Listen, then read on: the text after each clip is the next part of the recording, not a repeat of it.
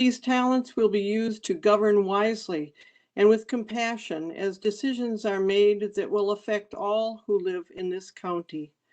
Let your presence be felt among them as they work together to be good stewards of our county. Amen. Amen. Amen. Mr. Vlasic, would you lead us in the Pledge of Allegiance, please? I pledge allegiance to the flag of the United States of America and to the republic for which it stands, one one nation, under under God, indivisible, with liberty justice and justice for all. Oh.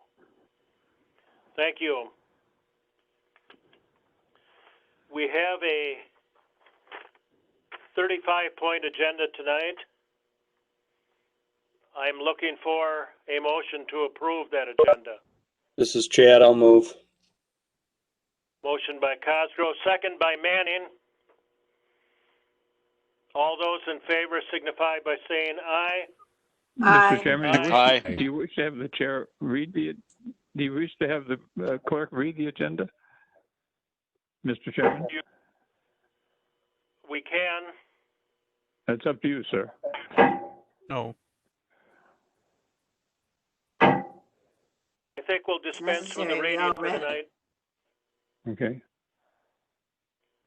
The minutes of the December 2020 meeting. If you've reviewed those, I'm looking for a motion to approve. Williamson moves. Williamson moves. Van Second by seconds. Van Landijk.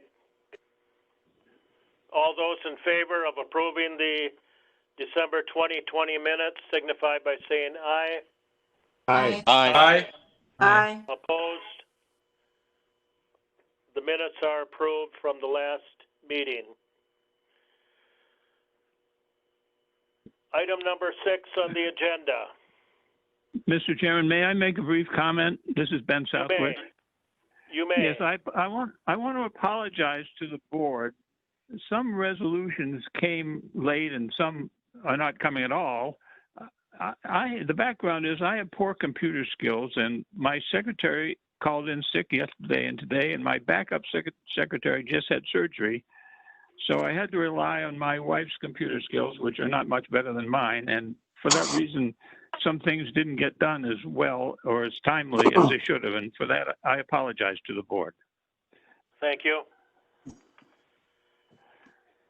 Number 6, a resolution recognizing the retirement of 2 employees of Pine Valley Community Village. Mr. Vlasic. This will be resolution number 1. Now therefore be it resolved by the Richland County Board of Supervisors that the county board hereby expresses its sincere appreciation to Ms. Marilyn Jensen for her over 13 years of dedicated service at Pine Valley Community Village, and to Ms. Kathy Bingham for over 19 years of dedicated service at Pine Valley Community Village. And be it further resolved that the county board wishes Ms. Jensen and Ms. Bingham long and happy retirements. And be it further resolved that the county clerk shall send a copy of this resolution to Ms. Marilyn Jensen, E2871 Kennedy Road, Lone Rock, Wisconsin, and Ms. Kathy Bingham, 29224 Hell Hollow Road, Richland Center, Wisconsin. Be it further resolved that this resolution shall be effective immediately upon its passage and publication. The resolutions offered by the County Board Supervisor members of the Pine Valley Community Village Board of Trustees, Richard McKee, Marty Brewer, and Don Seep, all signing in favor. You've heard the resolution. What's your pleasure? Kerry Severson moves. Chad will second. Who made the motion? Kerry Severson. Did you get it, Victor? Yes. Okay, and then a second by Chad Cosgrove, I believe. All right. Fine service record for these 2 individuals, their recognition and retirement. We wish them well. All those in favor of the resolution signify by saying aye. Aye. Aye. Aye. Aye. Opposed? The resolution is adopted. A resolution approving the submission of 2 community development block grant applications. Mr. Vlasic. This will be resolution number 2. Now therefore be it resolved that the county board hereby approves and authorizes the preparation and filing of an application for the following two projects. One, rendering the city auditorium of the City of Richland Center handicapped accessible. Two, the creation by the Village of Lone Rock of a village park to be known as Village Center Park. And be it further resolved that the Richland County Development Director, Jason Glassbrenner, is hereby authorized and directed to take necessary steps to prepare and file applications for the CDBG closeout funds to be used for the above two projects. And be it further resolved that the county board chair is hereby authorized to sign on behalf of the county such documents as may be necessary to carry out this resolution. And be it further resolved that this resolution shall be effective immediately upon its passage and publication. The resolutions offered by the Finance and Personnel Committee, Sean Murphy Lopez, Mark Cooley, Marty Brewer, Linda Gentis, Melissa Luck, Don Seep, and Dave Turk, all signing in favor. You've heard the resolution. What's your pleasure? Van Landite moves. Dave Turk seconds. Dave Turk seconds. Okay, this is the culmination of a lot of work, and finally some definition and a finish to this long project. Thanks to Jason Glassbrenner. This is the final accounting of the funds that the county had available. At one time, it was a revolving loan fund for economic development. That changed per the state, and they said, give us the money back or find a way to use it. And we found a way to use it. Two wonderful projects here that will benefit the community. Any other comments, please? Jason?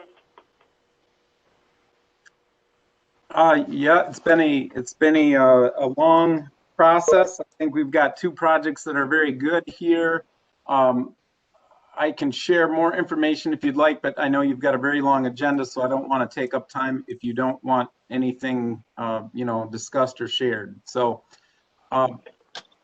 the other thing is that in the resolution, did we get the amended resolution then adjusted, or is it still the original, Clint? Mr. Chair, Director Glassbrenner, recommending that, as Attorney Southwick had mentioned, we've had some complications in finalizing the resolutions. The resolution that you see in your folder recommending consideration for the two actual templated ones that we received from the state. The language in them is rather close to what we had in the resolution, but the two drafted ones here that you're seeing in front of you is a templated cookie cutter that was sent down to us from, I believe, David Polish. Am I saying that correctly, Director Glassbrenner? Yes, directly from the Department of Revenue, that's correct. Or Department of Administration. And it lays out the information specifically that they're looking for, the Village of Lone Rock, Village Park Center. And then the second document looks just like that, except we're going to be replacing out then the second project of the Richland Center City Auditorium Accessibility Project. And these would have been the two resolutions that were presented in front of Finance and Personnel. Mr. Chair. All right. So this is the chair speaking, so we don't have resolutions to vote on, or we do? I would recommend amending the resolution to match the two resolution formats released by Department of Administration. Okay, I'll take a motion to amend. Williamson, so move. Who moved? Williamson. Cosgrove will second. Cosgrove seconds. Okay. And Mr. Langreck, you'll need to provide me with that specific so I can then in turn provide it to the clerk on the amendment. And you may have perhaps done that already. Certainly, we'll make sure that you have it, Attorney Southwick. It's the two templates that were. No fast ones are being pulled here. We're just trying to marry up the wording with that recommended by the state. So I'm going to take a vote on the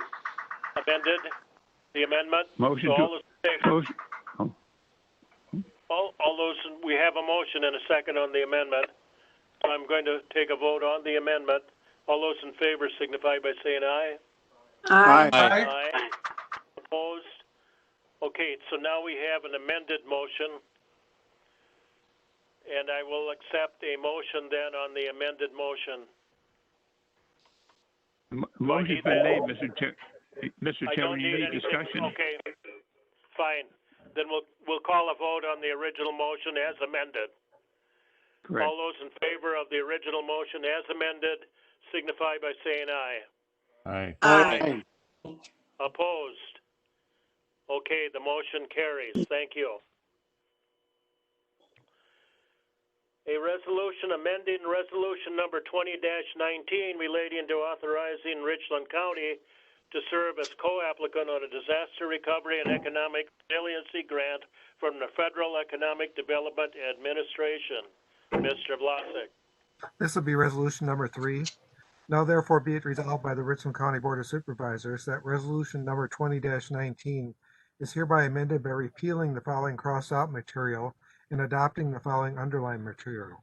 Number 1, be it further resolved that approval is hereby granted for Richland County Economic Development Director to work in-kind hours between 2020 and 2022 in an amount equal to $51,164.20 in order to satisfy the remaining amount of the required 20% match that is not being supplied by the Commission. And number 2, the following is added after the first be it further resolved end of the paragraph. Be it further resolved that to participate in this project, the county commits providing $25,000 in cash to be paid across the 2-year period as agreed upon by the county in SWWRPC. And be it further resolved that approval is hereby granted for the invoice number 526 received from Southwestern Wisconsin Regional Planning Commission in the amount of $12,500. And be it further resolved that this resolution shall be effective immediately upon its passage and publication. The resolution is offered by the Finance and Personnel Committee. Sean Murphy Lopez, Mark Cooey, Marty Brewer, Linda Gentis, Melissa Luck, Don Seep, and Dave Turk, all signing in favor. You've heard the resolution. What's your pleasure? Melissa. Sean, I'll second. Peg, did you make the motion? Oh, No. Dave Melissa. Turk, you made the motion? Melissa. Melissa, you're making the motion.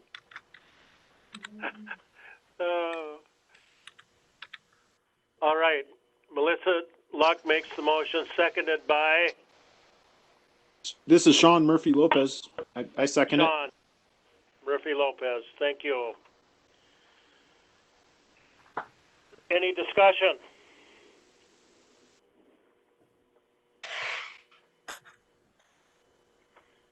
No? Hearing no discussion, then I'm going to call a vote. All in favor of the resolution signify by saying aye. Aye. Aye. Opposed? The resolution is adopted. Number 10, a resolution approving purchasing backup, recovery, and monitoring software for servers for the Management Information Systems Department. Mr. Vlasic. This will be resolution number 4.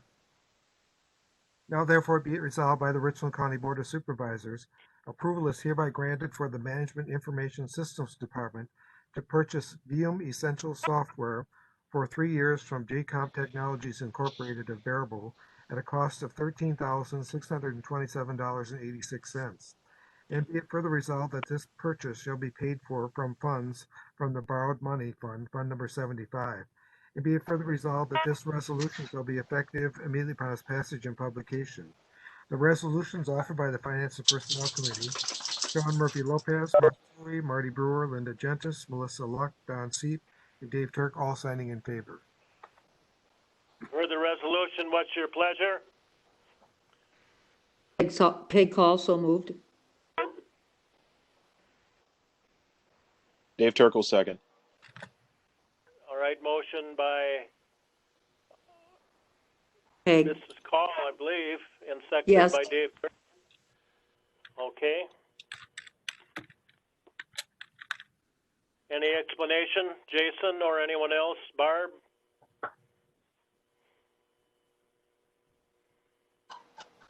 I can speak to it, Mr. Chair. The Veeam software is going to be an enhancement for us. It's going to allow us to have more capabilities with our backup, as well as doing a backup to a cold site. It is based on a dynamic system, so we'll be plugging in information for ease of access. It is also potentially going to be a solution for some of our other backgrounds to investigate, including the AS400 system. It is kind of compatible with a backup on that, so it's a good thing. It's going to help protect and help us manage not only backing up our day-to-days, but then also to put things into cold storage for keeping in compliance with our statute of limitations. And I hope I'm Thank you. describing that all correctly, as I'm not a computer guru. Okay. So, any other questions or comments or discussion? Hearing none, I'm going to call a vote I've got a question. to adopt the resolution. Mr. Langret, did you have another comment? I have a question. Steve Carroll here. Okay. Yes, go ahead, Steve. Funding for this, is that one of the line items in the short-term borrowing resolution? We had money in the short-term borrowing that we hadn't spent that we were going to use for software, and this is the software we need to use it on. Okay, thank you. If I can clarify, this is going to be the Fund 75 borrowing, not the short-term capital borrowing that we had taken out for this coming year. Is that correct, Barb?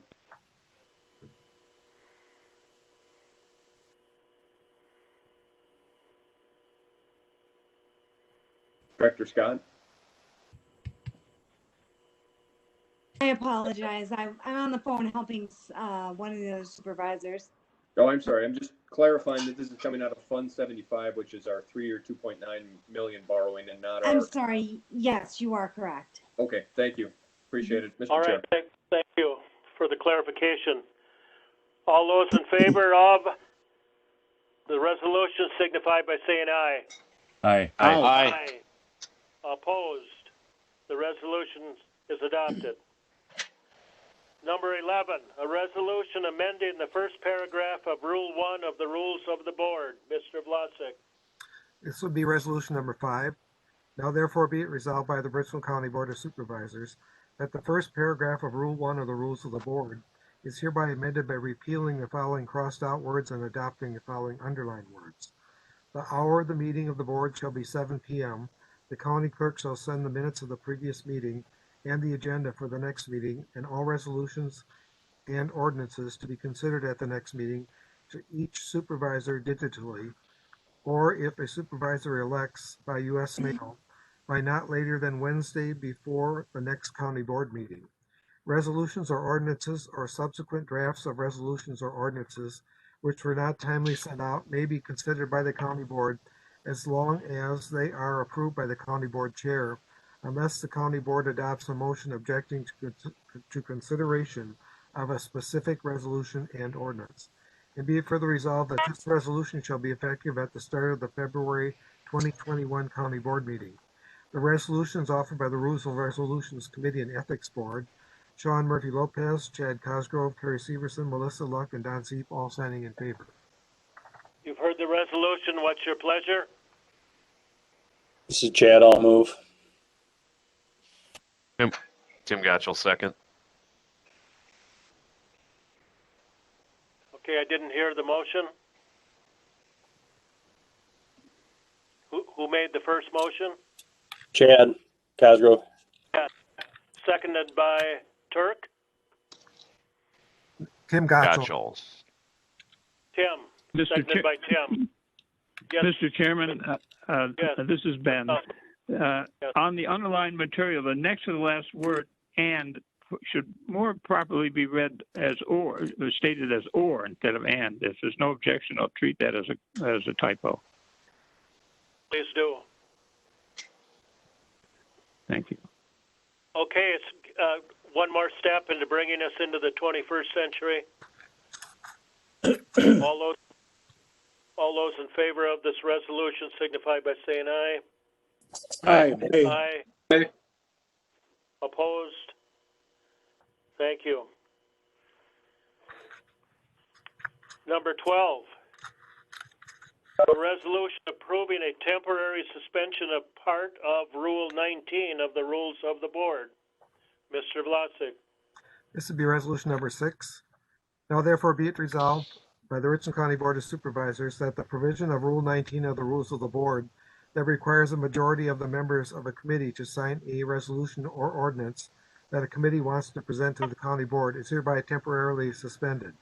And be it further resolved that it will be assumed that supervisors would otherwise be willing to sign the resolution and would be in favor of its adoption, although supervisors may indicate by an email to the county clerk that they would not have signed the resolution and/or that they are opposed to it. And be it further resolved that this resolution shall expire on June 30th, 2021. The resolutions offered by the Rules and Resolutions Committee and Ethics Board, Sean Murphy Lopez, Chad Cosgrove, Carrie Severson, Melissa Luck, and Don Seep, all signing in favor. Thank you. What's your pleasure, Board? This is Melissa. I'll make the motion. Van Landite seconds. Mr. Chairman, this is Ben. Mr. Chairman, in the first be it further resolved paragraph, the third line, I believe the committee wanted it to read county clerk, comma, prior to the meeting, comma, that they would not have signed the resolution and or ordinance that they are opposed to. I believe I'm stating that correctly, but have I stated that correctly, Supervisor? The phrase prior to the meeting?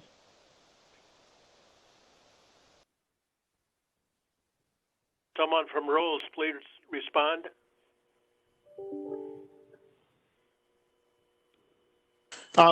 This is Sean. One thing I noticed when I was reading this resolution was that I don't believe the committee actually, so this isn't addressing exactly the comment from Mr. Southwick, but I don't believe the committee said anything about emailing the county clerk. I believe intent of the committee, and other committee members can speak up if I'm wrong, was for supervisors to verbally state no. Otherwise, it would be assumed everyone would be voting yes. And I just want to check with other committee members to see if I'm remembering that right, or Mr. Langrecht. This is Chad. That is correct, Sean. Mr. Chairman, this is Ben. I got the draft from Mr. Langrecht. I did not attend the meeting myself. Yes. Are you making a motion to amend then? I can't yes, make a Mr. motion Chair. to amend, Mr. Chairman.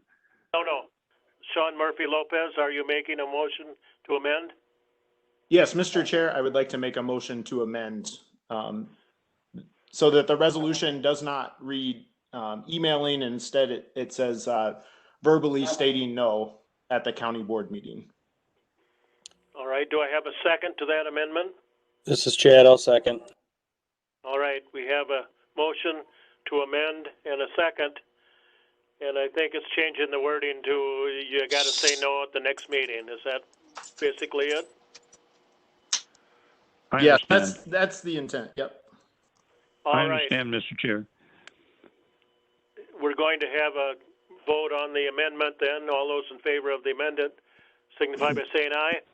Aye. Aye. Aye. Opposed? All right, the amendment carries. So let's vote then on the amended resolution. Does everyone understand it now? All right. All those in favor of the amended resolution signify by saying aye. Aye. Aye. Aye. Aye. Opposed? Okay. It is, the resolution is adopted. Number 13, a resolution approving the Sheriff's Department purchasing 3 new portable radio units with capital improvement funds. Mr. Vlasic. This will be resolution number 7. Now therefore be it resolved by the Richland County Board of Supervisors that approval is hereby granted for the Sheriff's Department to purchase 3 new portable radio units from Bant Communications Incorporated of Janesville at a total cost of $5,409.18. And be it further resolved that this purchase shall be paid for with funds from the Capital Improvement Fund, Fund number 75. And be it further resolved that this resolution shall be effective immediately upon its passage and publication. The resolution is offered by the Law Enforcement and Judiciary Committee. Melissa Luck, David Turk, Chad Cosgrove, Dan McGuire, and Kerry Sanderson all signing in favor. You've heard the resolution. What's your pleasure? This is Dave. I'll make the motion to adopt. Thank you, Dave. Do I have Bob, a I'll second? second. This is Bob, I'll second. Second by Bob. Motion by Turk. Second by Bob. Frank. Frank, yeah. Got it.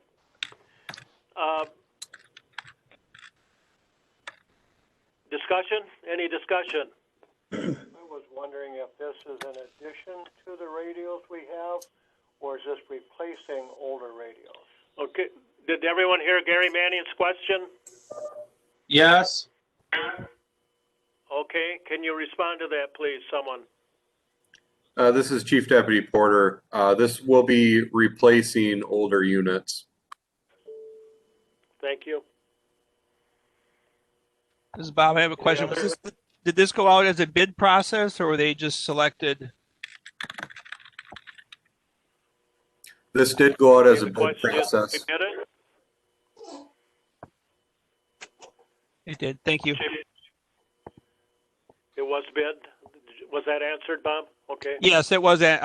Chief Deputy Porter said it did go out as a bid process. All right. Yeah, we received 3 bids. Okay. Thank you.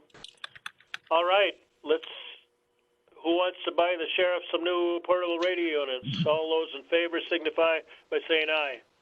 Aye. Aye. Opposed? We got new radios. Thank you. Number 14, a resolution approving the payment of 2 invoices for the Sheriff's Department. Mr. Vlasic? This be resolution number 8. Now therefore be it resolved by the Richland County Board of Supervisors that the following invoices for the Sheriff's Department are hereby approved. 1, from Baycom Incorporated of Green Bay for annual maintenance of the county's emergency radio system in the amount of $8,361.90. 2, from General Communications Incorporated of Madison for $10,609 for a 2021 maintenance contract for the Sheriff's Department radio system. And be it further resolved that payment of these 2 invoices shall be made from the maintenance agreement line in the Sheriff's Department's police radio account in the 2021 county budget. And be it further resolved that the county clerk is hereby directed to issue county checks in accordance with this resolution. And be it further resolved that this resolution shall be effective immediately upon its passage and publication. The resolutions offered by the Law Enforcement and Judiciary Committee, Melissa Luck, David Turk, Chad Cosgrove, Dan McGuire, and Kerry Severson all signing in favor. Thank you. What's your pleasure, Board?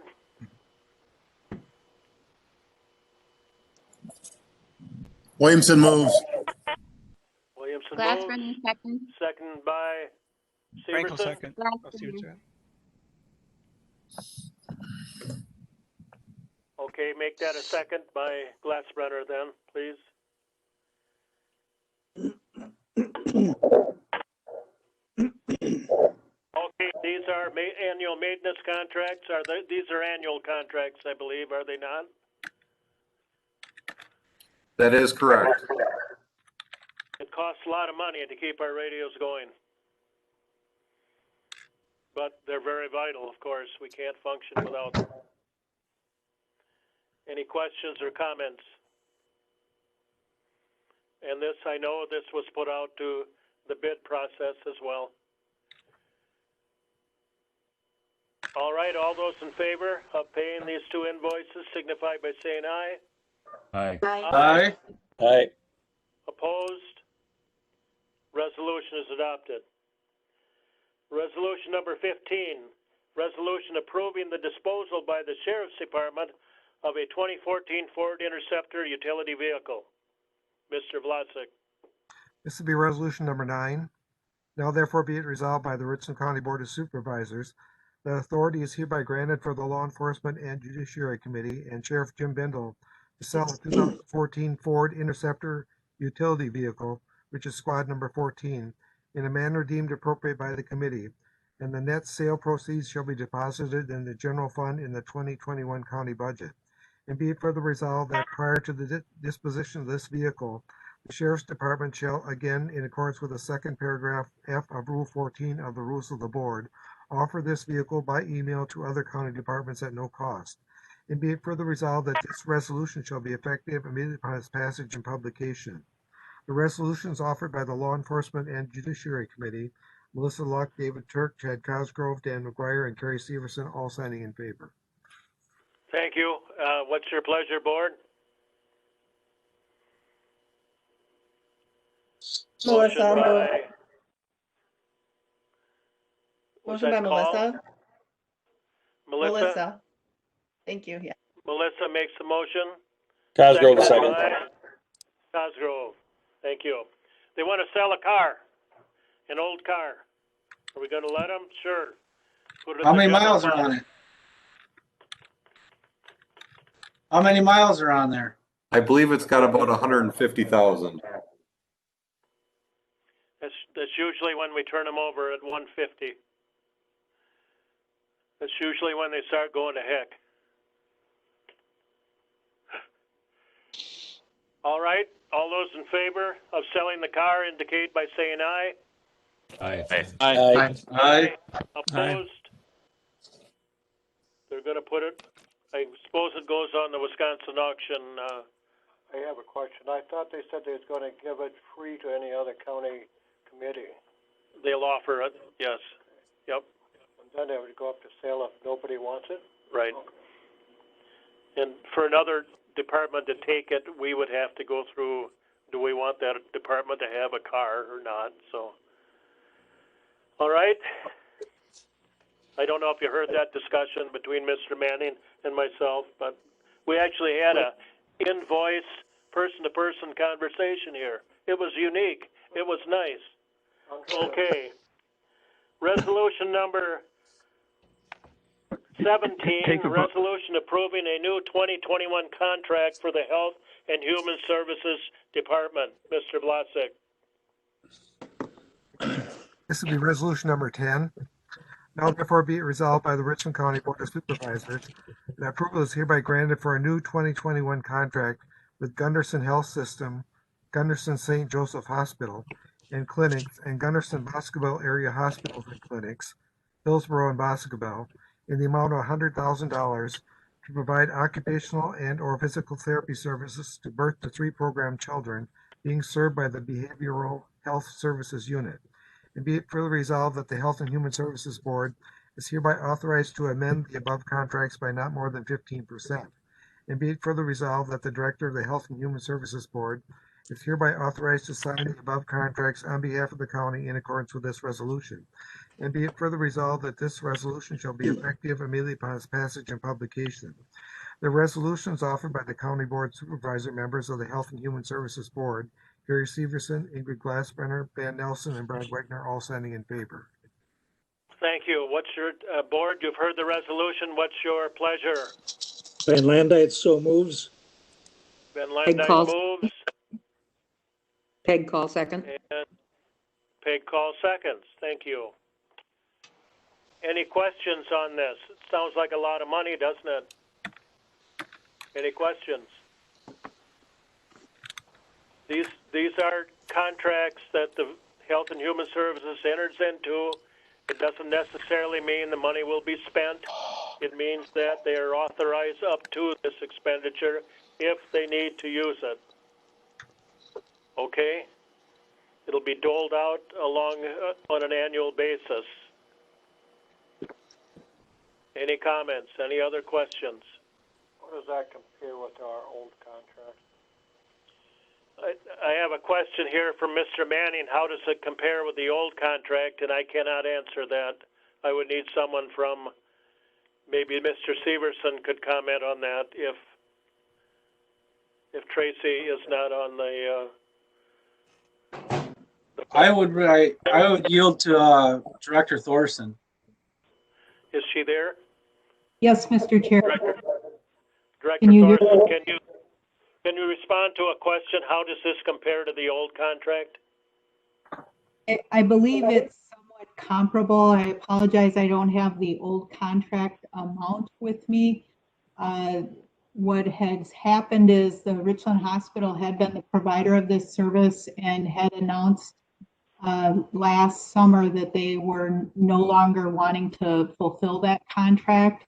And so we needed to find another provider. Okay.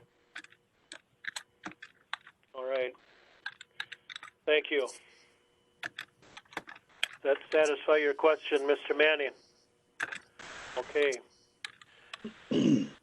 All right, if we have no further comments, I will ask for your decision on this resolution. All those in favor of approving this contract signify by saying aye. Aye. Aye. Opposed? The resolution is adopted. Number 18, a resolution granting temporary authority to the county administrator to extend the deadline for employees to take their accrued vacation.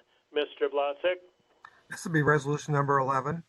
Now therefore be it resolved by the Richland County Board of Supervisors that the county administrator is hereby granted temporary authority to extend the 18-month expiration date for employees to use accrued vacation, with extending deadline vacations to be taken by not later than June 30th, 2021. And be it further resolved that the department heads who want to take advantage of this provision should petition the county administrator for an extended vacation deadline for their employees or themselves.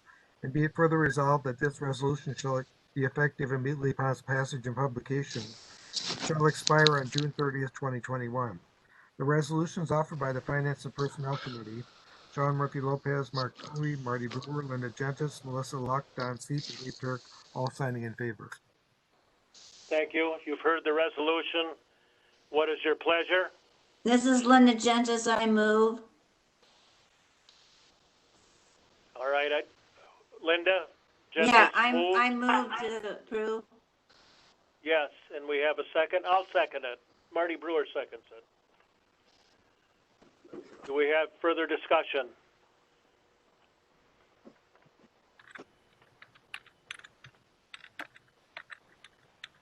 Administrator Langrick, did you have a comment on this? Just to help expedite some of the requests that we have, current handbook language would say that this would be an action by finance and personnel. We've have quite a few employees that impacted the virus and shortages of staffs, et cetera, has led to some accumulated accrued vacation time that has not been able to be expended. So this would kind of push out the deadline to June 30th to expend that, with requests being submitted in April. Mr. Chair. Thank you. Thank you. I guess I'm ready to vote, so I'm going to call a vote. All those in favor of giving the administrator temporary authority on accrued vacations signify by saying aye. Aye. Aye. Opposed? All right, the resolution is adopted. A resolution approving temporary coronavirus unpaid leave for qualifying county employees. Mr. Vlasic. This will be resolution number 12.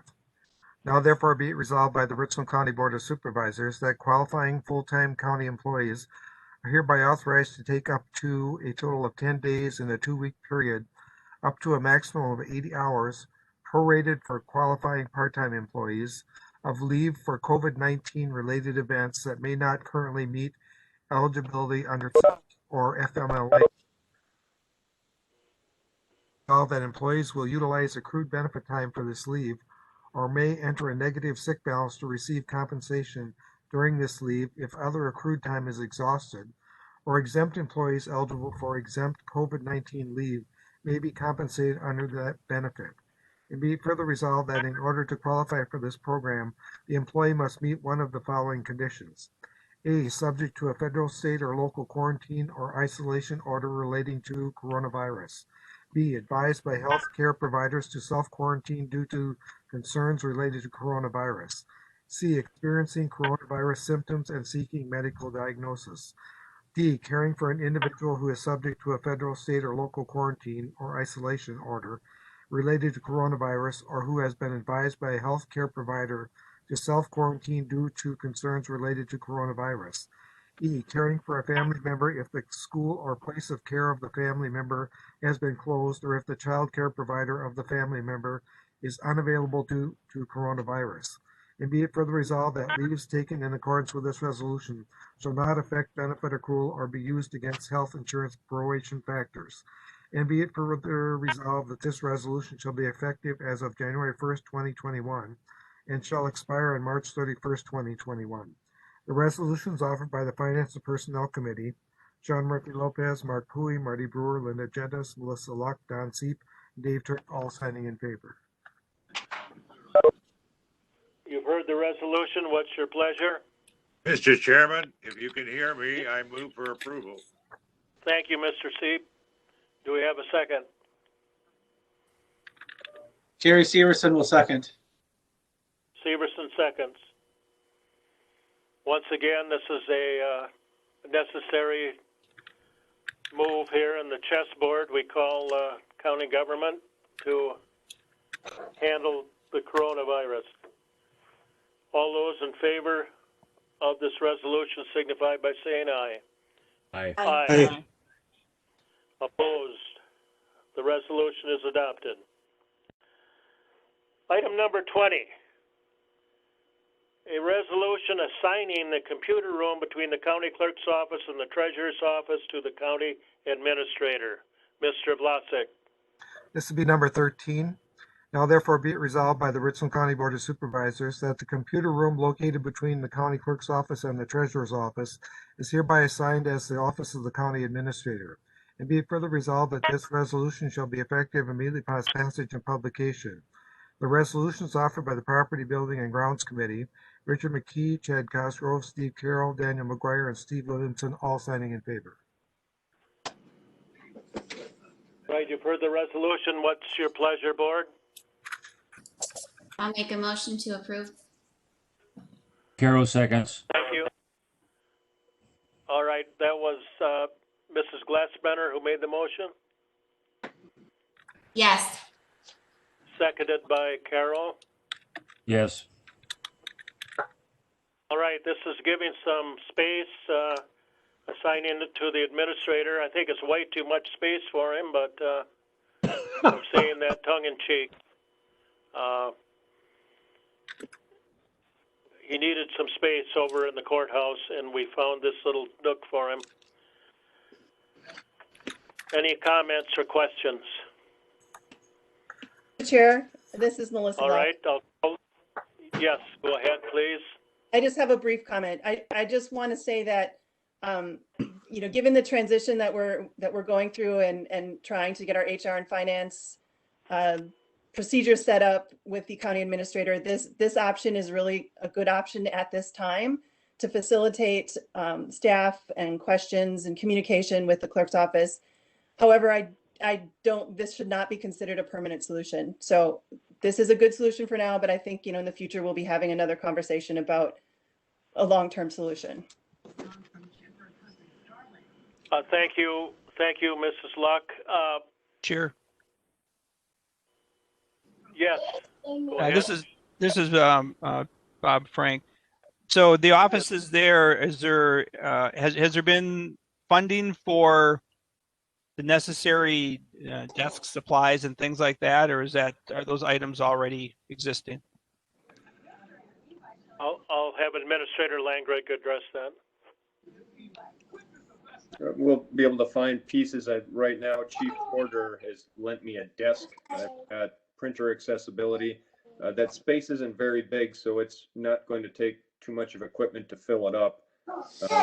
When the time comes, we'll pull together necessary current equipment to make it work, but there shouldn't be any at all a budget impact. We will have some potential reconfiguration we'd have to do with existing computer stuff in there, but not looking to do this move overnight. There would have to be a fair amount of planning to find another location for the computer that's going to work for our needs. Okay, thank you. I just want to make sure that the funding was there to make this happen, because an empty room would be rather useless for it. So thank you. Right. Mr. Chairman. Yes, Mr. Seep. Mr. Frank I'm sure the county would welcome donations if you feel in the mood. I'm sure we can find a donated chair or something if that's what you're indicating. We're thinking about cash. I Thank you, Mr. suspected Seep. that's what you were saying. Yeah. Thank you, Mr. Seep. Thank you, Mr. Frank. Okay.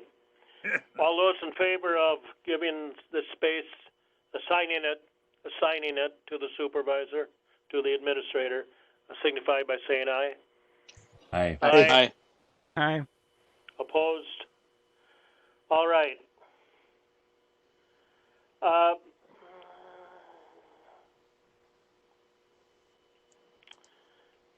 Well, item number 21, a resolution making changes to two positions that are currently in the county clerk's office. Mr. Vlasic. This will be resolution number Mr. 14.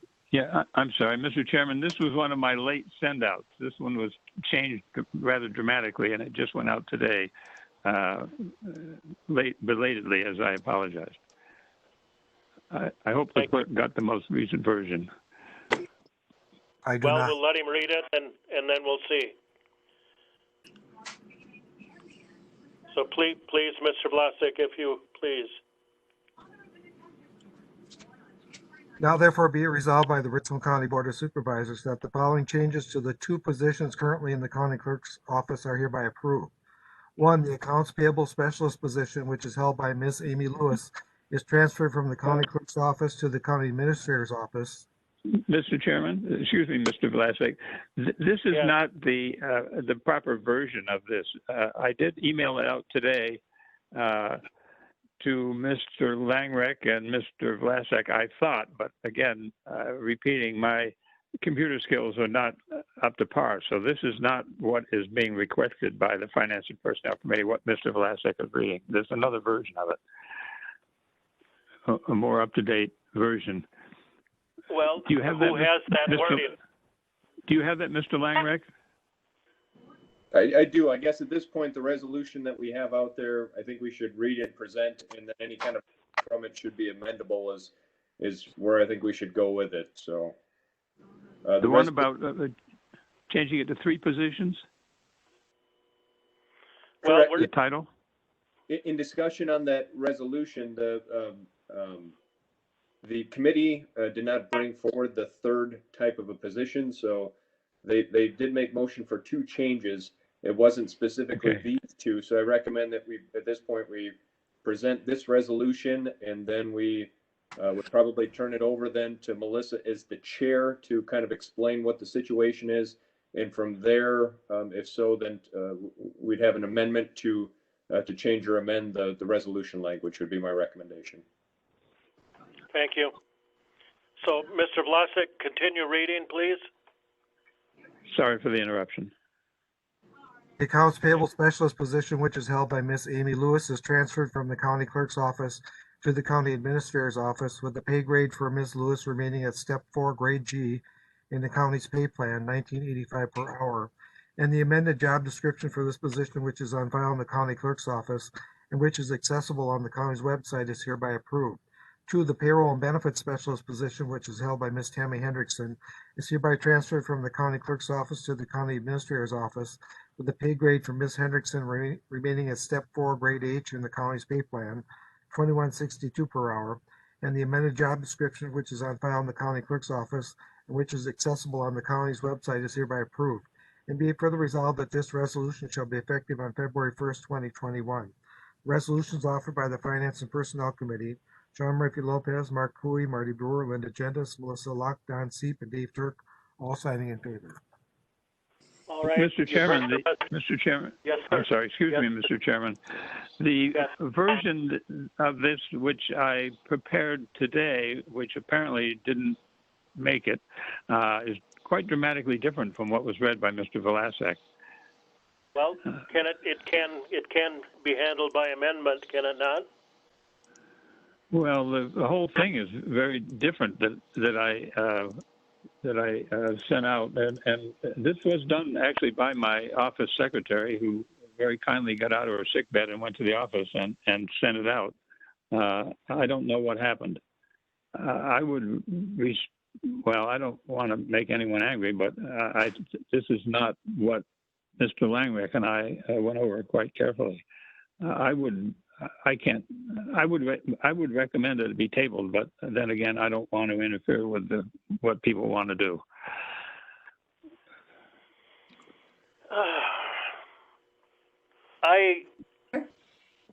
We have a resolution before us. I'll accept the motion to get it on the floor for discussion.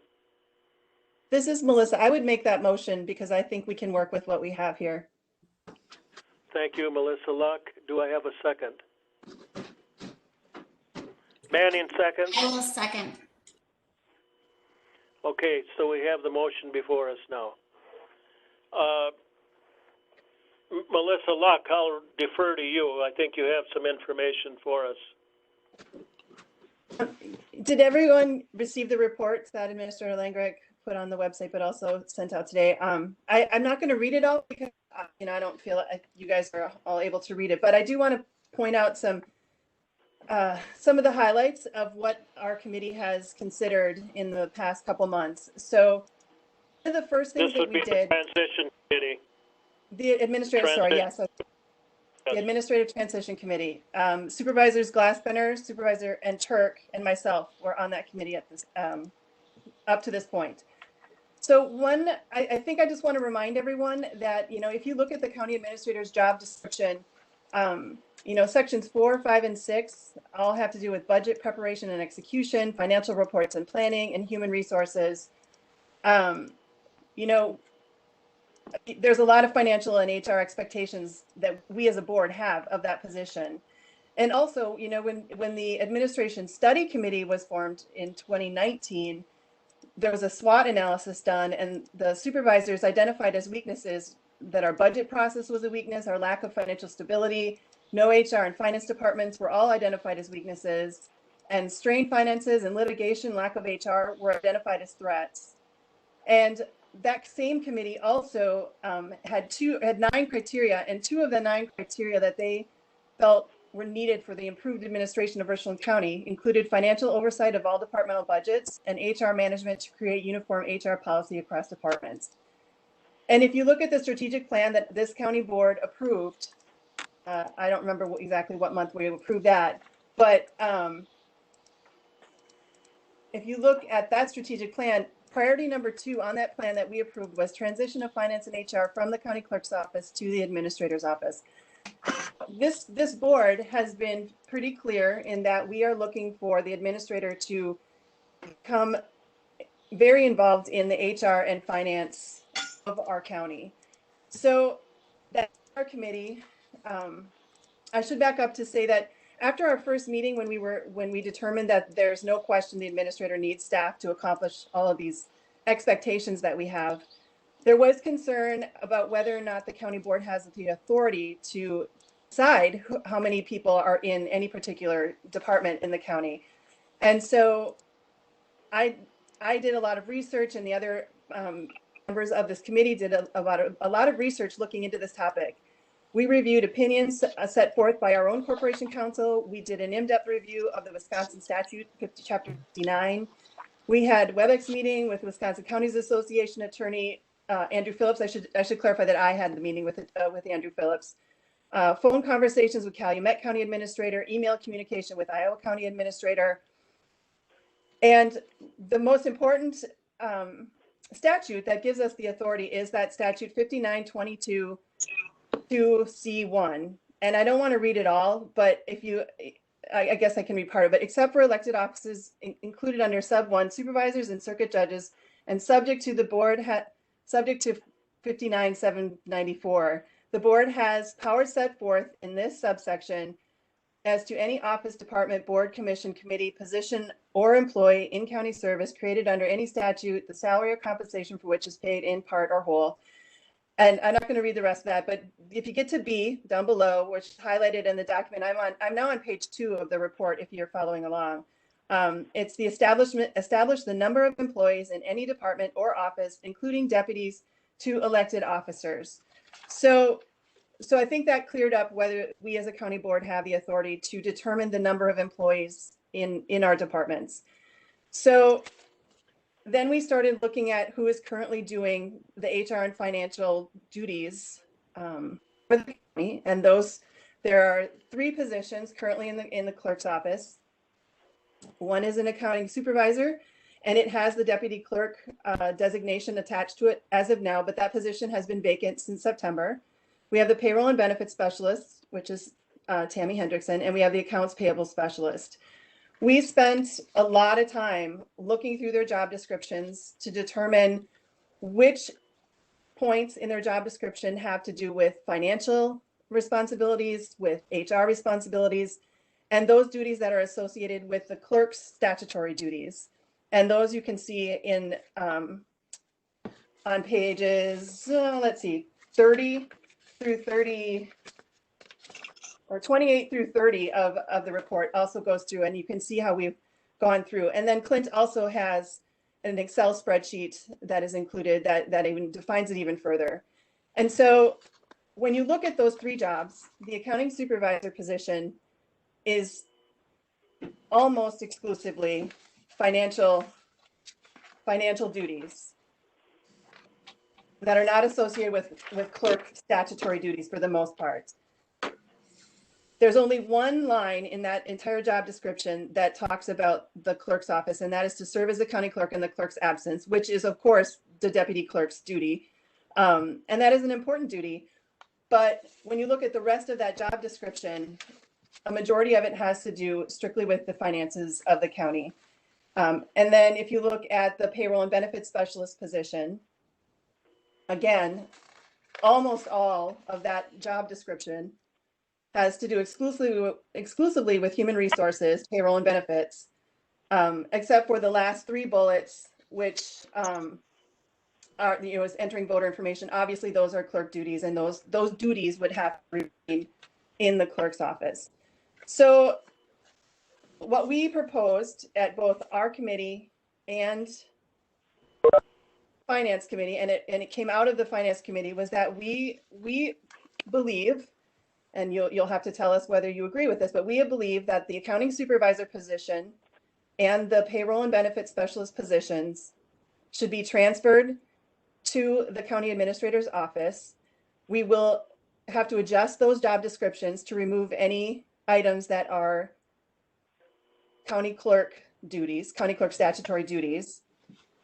And we would have to add those duties to the position that at this point is remaining in the clerk's office. The accounts payable specialist, if you look at that job description, most of that job description contains items that are clerk statutory duties.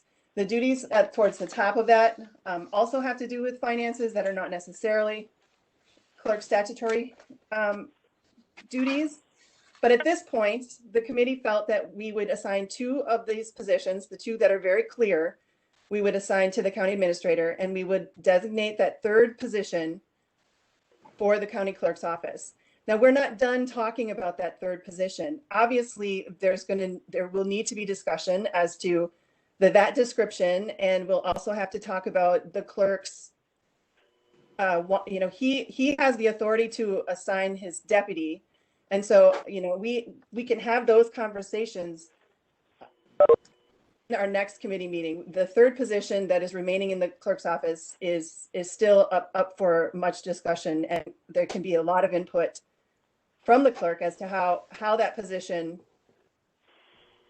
moves forward. So when the resolution came out today, I was very confused because it clearly says that we would be moving the accounts payable position and the payroll and benefit specialist position, but that was not the intent from either committee. As I said, the intent was to move the accounting supervisor position and the payroll and benefit specialist. So I would make the recommendation that that we simply replace the wording in the first paragraph to read that it would be the accounting supervisor position. And knowing that the deputy clerk title would then remain at the discretion of the clerk with the position that's in the payroll and benefits, or not, I'm sorry, the accounts payable specialist position that is remaining in his office. So I would like to hear just from, if Supervisors Glassbrenner and Turk would like to add anything to this, I would really appreciate their input as well.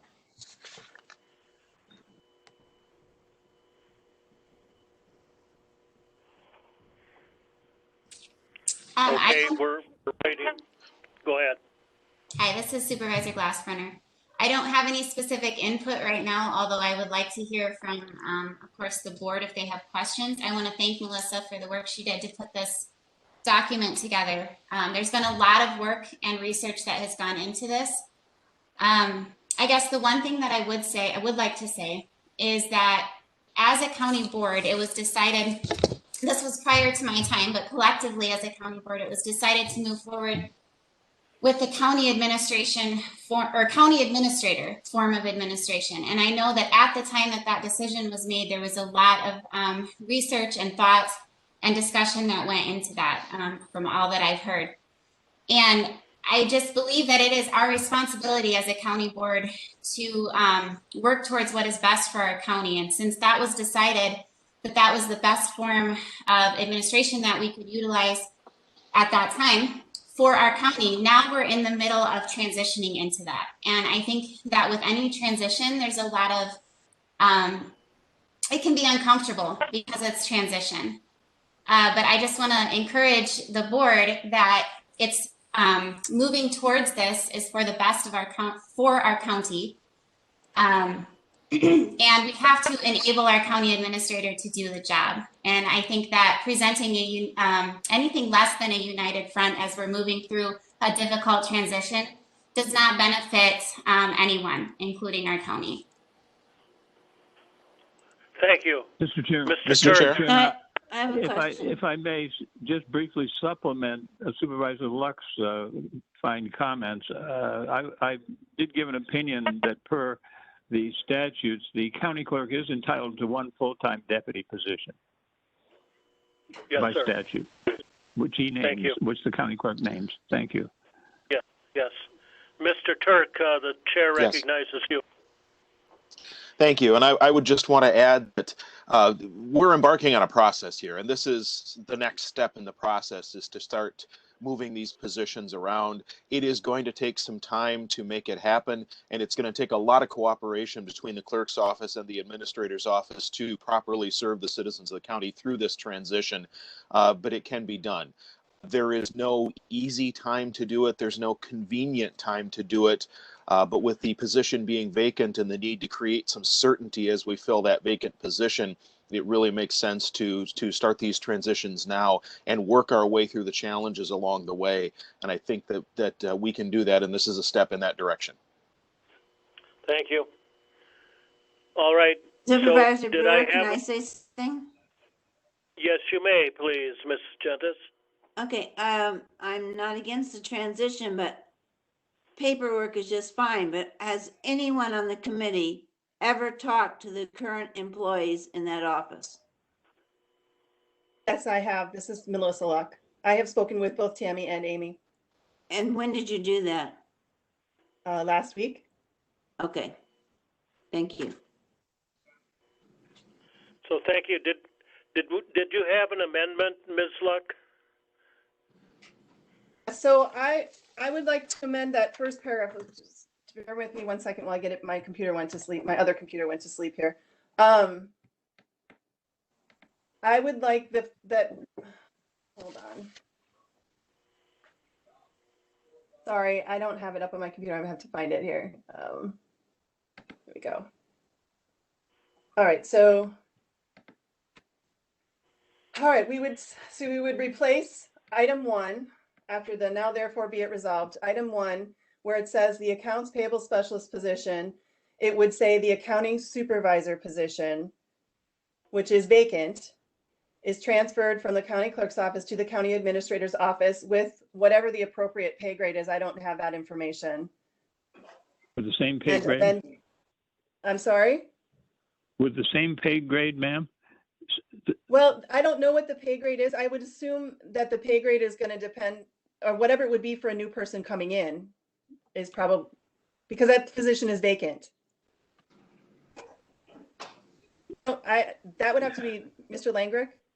The county supervisor, or the current county supervisor, deputy county clerk position is at a pay grade J in the county's plan.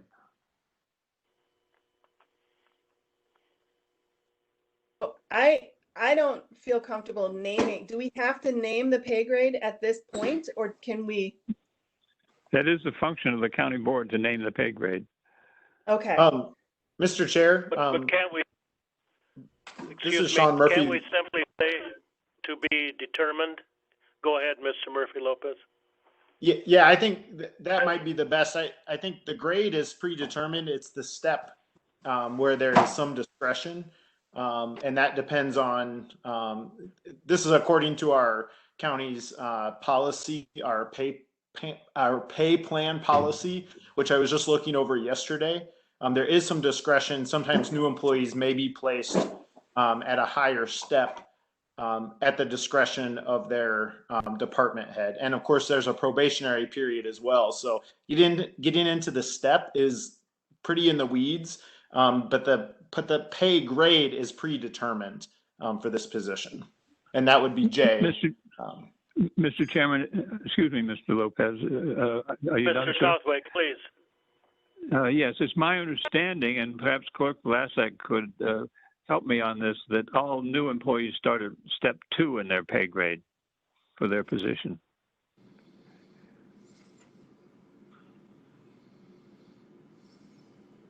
Mr. Chair, this is Sean Murphy Lopez again. So that is correct that new employees start at step 2.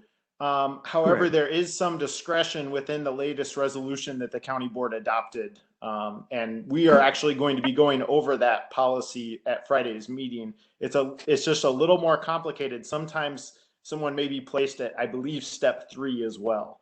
So that's why I think it's getting too into the weeds to put that in this resolution. Mr. Chairman, it's up to Supervisor Luck, who is making the amendment as to how the amendment should be worded. All Although right. she can certainly take suggestions. Okay, so I would like it to read, the first one would read, the accounting supervisor position, which is currently vacant, is transferred from the county clerk's office to the county administrator's office with the pay grade of grade G, I guess is how it would be stated. Grade J, right? It was what you said. I think it's J, ma'am. Yes. I believe. Right. And I can we leave it at that? And because isn't the job description itself or the job go through finance to when we advertise for this job, or does it just go to Mr. Langrick? Mr. Chair, if I can speak up about job descriptions. Go ahead. Job descriptions, the authority to approve changes to job descriptions, the county board gave that to the administrator in August. So we no longer have that authority to approve job description changes. Thank you. Mr. Chairman, there's a difference between a job description and a pay grade. The county board retains the authority to set pay grades for positions. Thank you. In other words, you can't change a pay grade by changing the job description. They're two different things. Thank you. Right. So if I were to say that it's pay grade at grade J, step 2, because that's what we say is kind of our default. Step 2 for starting. Is that for what you're starting saying? salary? Then if someone applied, I'm asking a question here. If someone applied and they have a qualification that would make them higher than step 2, what is the process for allowing it to be step 3? You could state that in your amendment, ma'am. Okay, so. What you just said. All right, so they will be with a pay grade of grade J with starting at step 2 or 3 if appropriate. And the amended job description for this position, which is on file in the clerk's office and which is accessible on the county website, is hereby approved. And who would have the discretion, ma'am, Supervisor Locke, who would you wish to have the discretion to decide whether a new employee is to start at step 2 or step 3? Mr. Murphy Lopez, does the policy that you read actually spell that out? Yeah, so the way our current resolution reads is that county department heads, beginning on the effective date, which was back in January of 2020, may authorize a new hire to start 1 to 2 steps above the new hire step based on qualifications and experience. That answers my comment. So Mr. Langrick, as this person's supervisor, would be able to determine when he hires for this, once this goes through, correct? Yes. That's my understanding. Yeah. Okay. Mr. Murphy Lopez is correct. All right. So do I need to read it one more time, or do we have it down? I have the wording down, ma'am. Okay. So that is my amendment. Are you striking number 2 then totally? No, number 2 needs to stay as it is. That position is HR and payroll. Oh, I'm sorry, I misread it. Yes, that one stays. Okay, thank you. So I'm simply replacing one. Instead of accounts payable specialist, it will read accounting supervisor. Mr. Chairman. Mr. Southwick, I heard you. Please go ahead. Supervisor Seep should go before me. All right, Supervisor Seep. Mr. Chairman, could council then, since he's written down the correct language, could council state the motion as he has written it? Please state the motion, Mr. Southwick. It's my understanding, and I would certainly wish to be corrected by Supervisor Luck, that paragraph 1 is to be amended so that the position it would be at grade J, step 2, or at the discretion of the department head to be a step 3. I'm having trouble reading my own writing here. Supervisor Luck, do you wish to comment or correct me? It was a little hard to hear you. You were really muffled, so I think I'll just say it one more time. It would, number 1 would read the accounting supervisor position, which is currently vacant, is transferred from the county clerk's office to the county administrator's office with the pay grade of grade J, step 2, with the potential of step 3 at the discretion of the department head, and the amended job description for this position, which is on file in the county clerk's office. The rest of that sentence would remain. I have that, Mr. Chairman. The Supervisor Luck, I have that. So the discussion and vote would be on the amendment. Yes. I don't think we have a second. Did I have a second to that amendment? I will second. Mr. Seep, all right, thank you. All right, we'll discuss the amendment. Yes. No, I have nothing comment on the amendment. I have no comment on the amendment. All right, we're discussing the amendment. Any further discussion on the amendment? Does everyone understand what happened here? All right. On the total motion then, what? We need to vote on the amendment. We'll vote on the amendment. So all those in favor of the amendment signify by saying aye. Aye. Aye. Aye. Aye.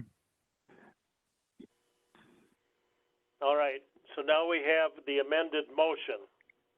Mr. Chairman, the problem in my mind, which was cured by the email that apparently never made it, is that the accounting supervisor, deputy county clerk position, to move that wholesale to the county administrator's office leaves the county clerk with no deputy.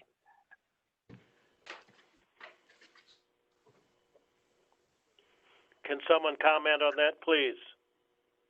So, yes, I will comment on that briefly, Mr. Chair. So the deputy title is attached to that description, but we're asking to change. We're not moving the deputy, we're moving the accounting supervisor. The deputy is at the discretion of the county clerk to assign. He does have one position remaining in his office, and if he doesn't want to name that person as deputy, that is something that we can pursue at the next transition committee meeting.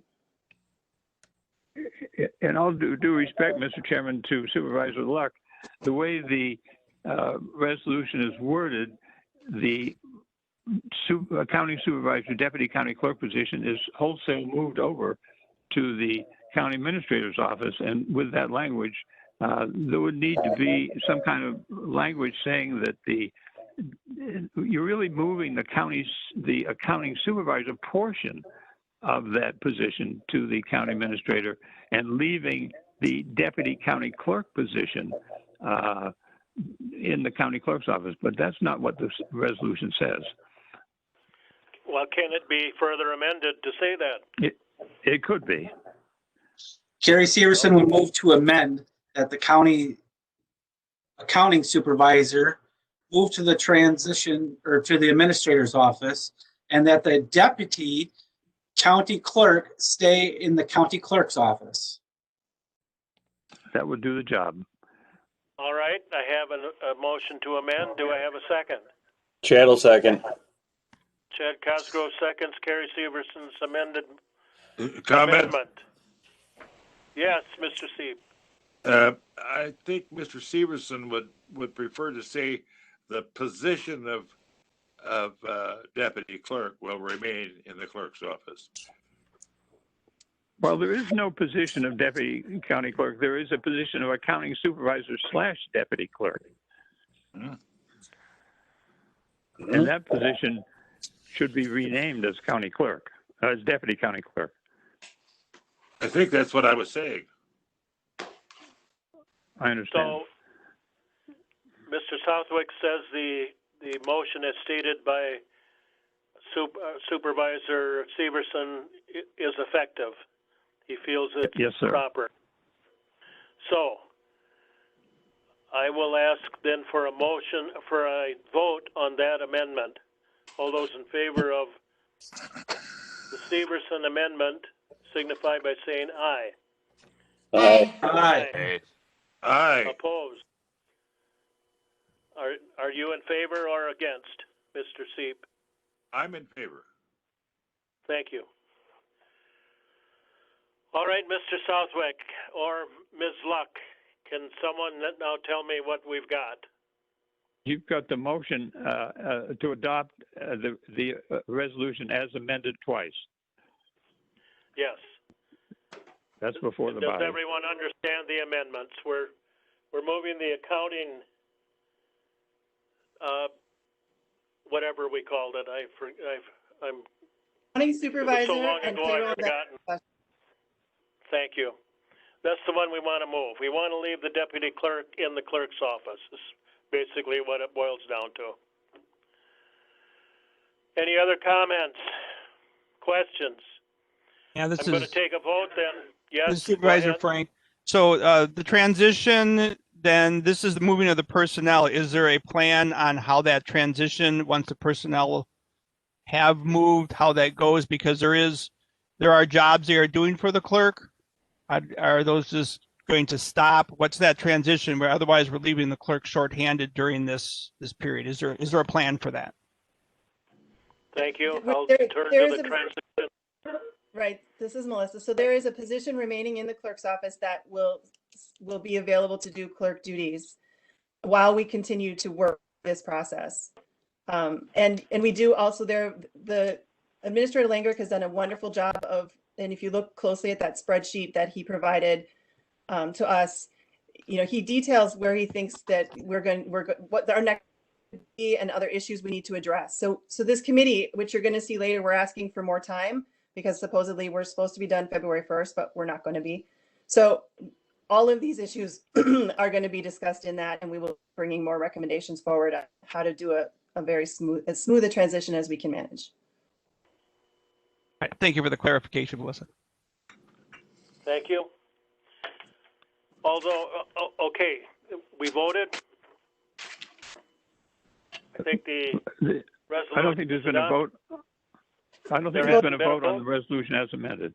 Okay, then we'll vote on the resolution as amended twice. Could we have a reading of? Favor signify by yes. Could we have a reading of the amended motion? We can. I'll call on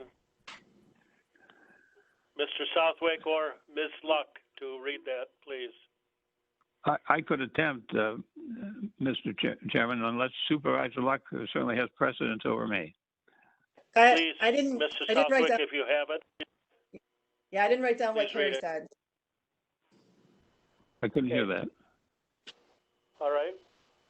Please go ahead, She Mr. didn't Southwick. hear I didn't write down what Carrie Well, said. I just have notes. I don't have verbatim, but the gist of the Supervisor Luck's amendment was that the accounting supervisor deputy county clerk position be moved to the county administrator's office at pay grade J, with the starting step to be step 2, or at the discretion of the department head to be step 3. The second amendment was to say that the deputy county clerk position remains, that this is Supervisor Severson's amendment, that the deputy county clerk position remains in the county clerk's office, presumably at the same salary. Okay. In effect, what you're doing, supervisors, is creating a new position.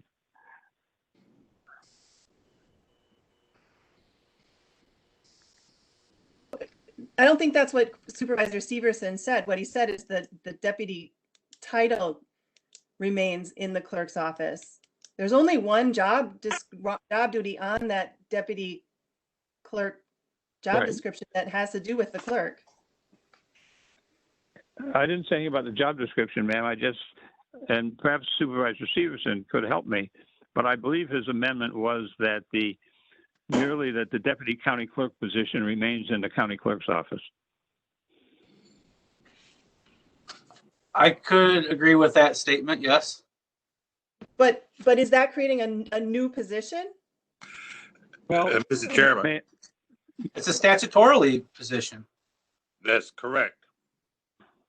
I don't know how we're speak, creating a new one. Mr. Chairman? Yes, perhaps it could be I stated don't- the deputy clerk function remains in the clerk's office. But there has to be a position. Everything in county government is positions, if I may. And I don't want to appear to be on either side of any side of this, but merely you've got currently a position in the county clerk's office known as accounting supervisor, deputy county clerk. The accounting supervisor function of that position is being, per this resolution, being moved to the county administrator's office. But the position of deputy county clerk would remain, by statute, must remain in the county clerk's office. Can that So in effect, you're creating new, I'm sorry, excuse me. I just wanted to ask, can we make the statement that position, that the deputy clerk title would be attached to the position that it remains in the county clerk's office? That's the position that should be the deputy. Right. There has to remain a deputy county clerk position in the county clerk's office, one full-time position. Mr. Chairman. Yes, Mr. Chairman. go ahead. Go ahead. The county clerk in the statutes is entitled to have that position of deputy clerk. And in essence, what we're doing is we're separating out the two functions of deputy clerk in accounting. And we're separating the accounting supervisor position out and transferring it to the administrator. And we are maintaining the position of deputy clerk, which apparently will have to be filled. Is that correct? That Mr. was Chairman, not. I'm sorry, Supervisor. I'm sorry. I don't mean to interrupt. Go ahead, No. Ms. Luck.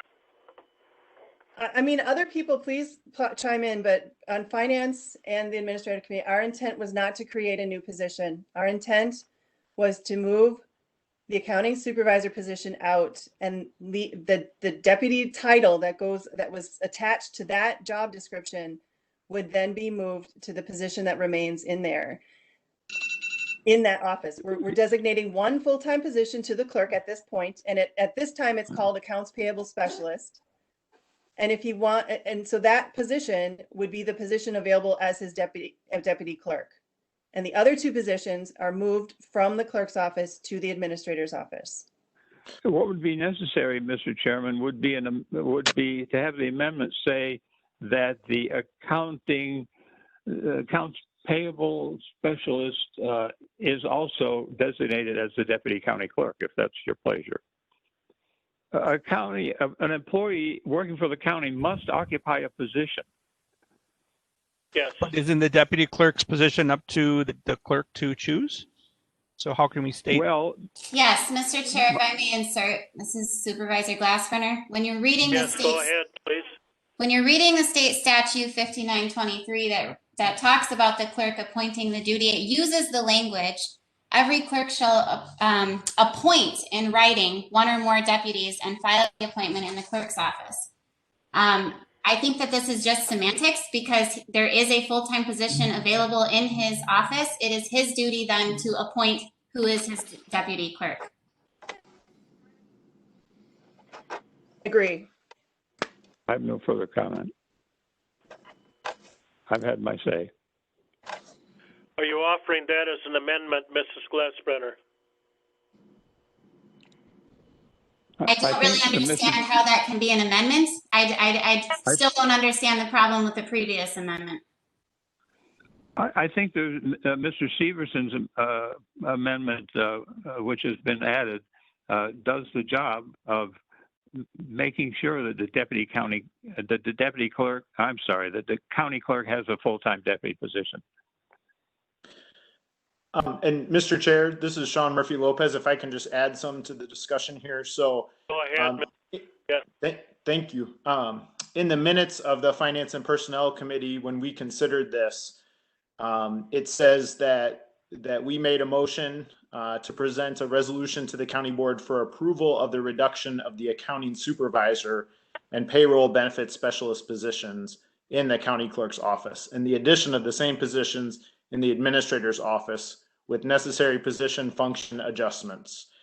And I think the intent of not mentioning the deputy county clerk as part of that motion was that the committee believed that the deputy county clerk function, and that's just one line in a job description with about 25 different duties to act as the county clerk in the county clerk's absence, that should stay in the county clerk's office. The intent was not to create a new position, a new FTE position called deputy county clerk in addition to the accounts payable specialist. It was more what Supervisor Glassbrenner had mentioned, that state statute 59.23 gives the county clerk the ability to appoint who they desire to be their deputy county clerk. So I just wanted to add a little bit more context from the Finance and Personnel Committee here. Thank you. Thank you. So, does that answer all our questions? Probably not, but not mine, but I don't want to get into the debate. I'm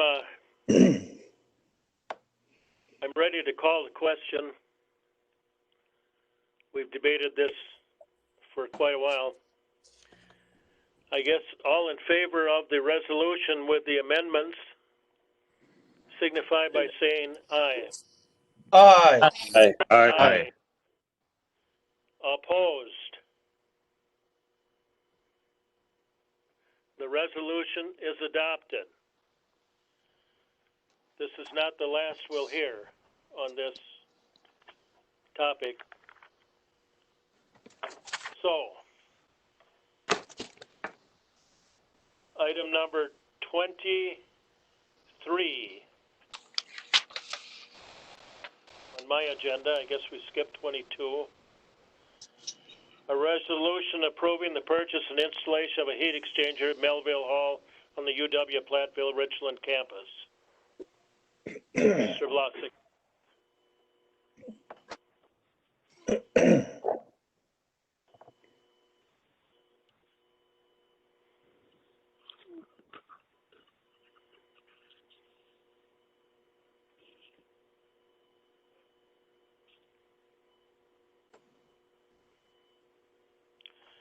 Mr. Vlasic, please, item number 23.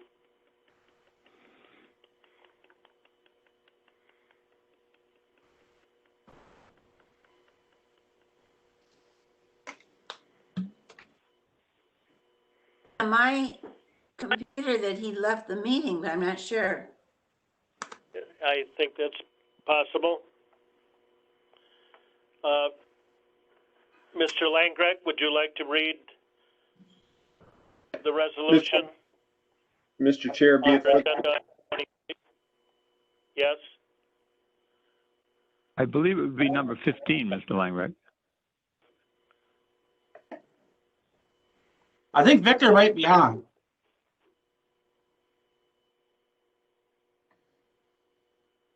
Victor, can you hear us?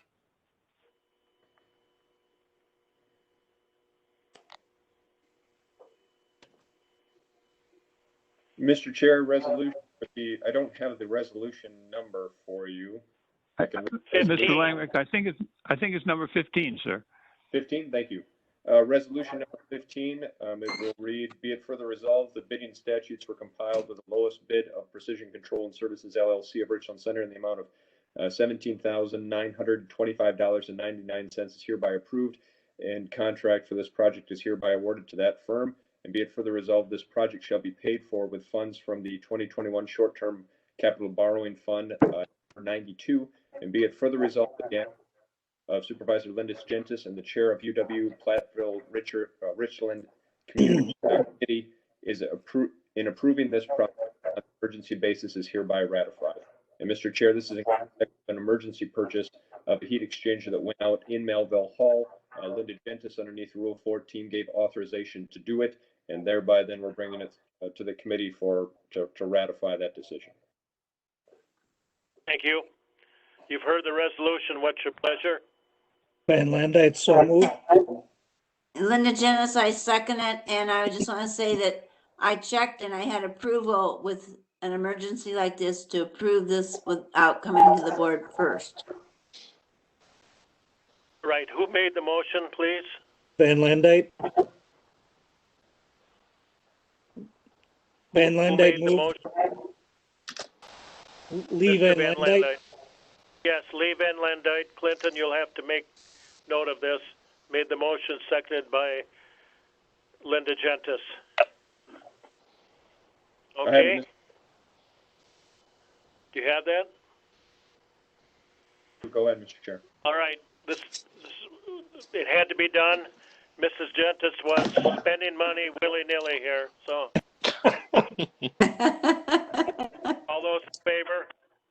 All those in favor signify by saying aye.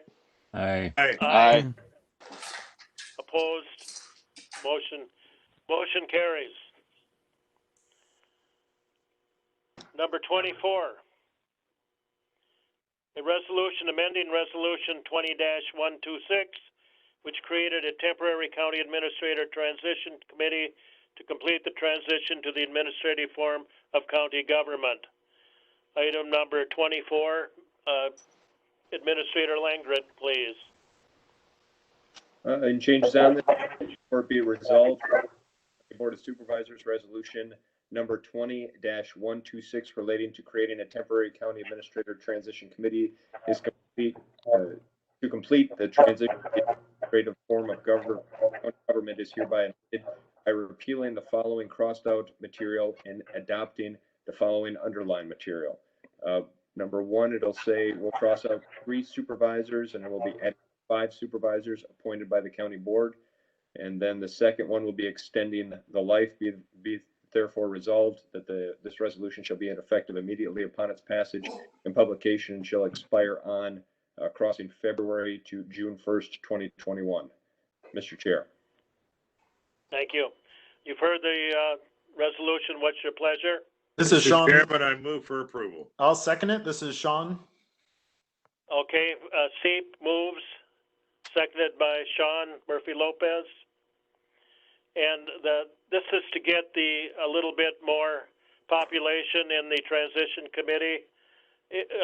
Anyone who's served on committees knows that committees of 3 it's impossible to have discussions with another committee member on anything germane to the topic under consideration without violating open meeting law. So when you've got 5 people, then at last you can talk to at least one other member. So that is one of the reasons why this is being expanded. Also, I think that we can all laud the efforts of Melissa Luck in the Herculean process that she's done here work-wise. So she needs some help.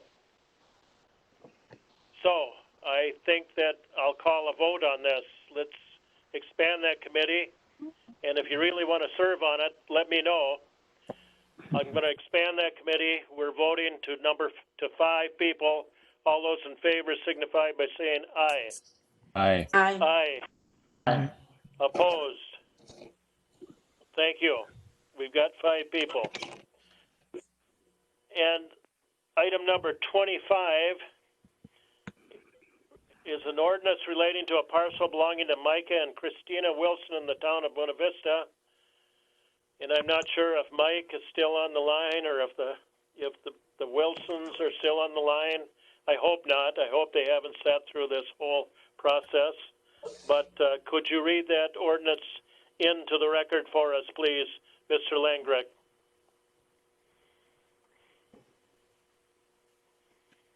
Mr. Chair, this will be an ordinance, and again, I apologize, I don't have the numbers. The County Board, having considered the following factors, hereby finds the following rezoning is in the best interest of the citizens of Richland County.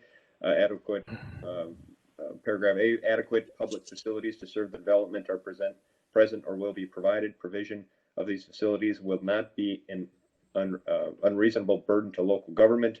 C, the land to be rezoned is suitable for the development, and development will not cause unreasonable water or air pollution, soil erosion, or adverse effects on rare or irreplaceable natural areas. Non-farm development will be directed to non-agricultural soils or less productive soils. Non-farm development will be directed to areas where it will cause minimum disruption of the established farm operations or damage environmentally sensitive areas. Non-farm development will be encouraged to locate so as to leave a minimum amount of farmland in farmable sized parcels. Non-farm residential development will be directed to existing platted subdivisions and sanitary districts. Paragraph 2, then, the County Board Comprehensive Zoning Ordinance number 5, which was adopted by Richland County Board of Supervisors on May 20th, 2003, as amended to date, is hereby further amended as follows. That the official... Mr. Langreck, we usually pick up in about point 3 that the following described 0.89 acres. So Victor never reads the rest of that. So if you'd maybe continue there. Okay, my apologies, Mr. Chair, that the following... No problem. Thank you.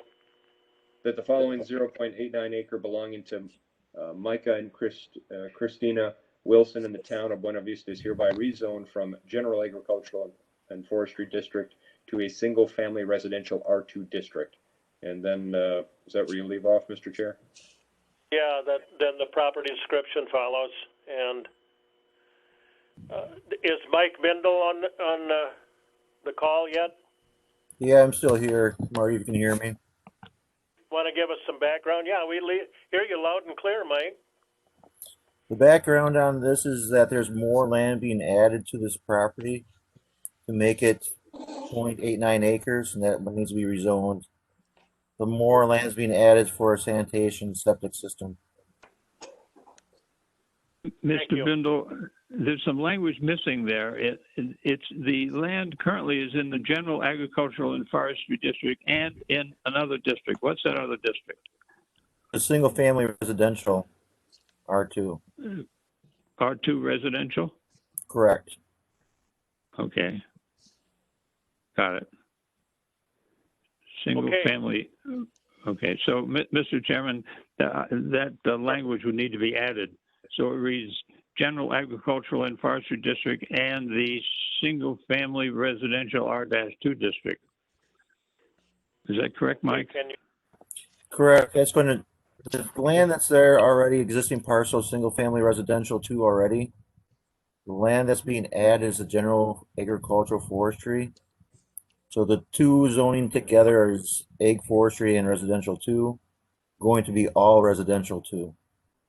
Got it. Make a motion to approve.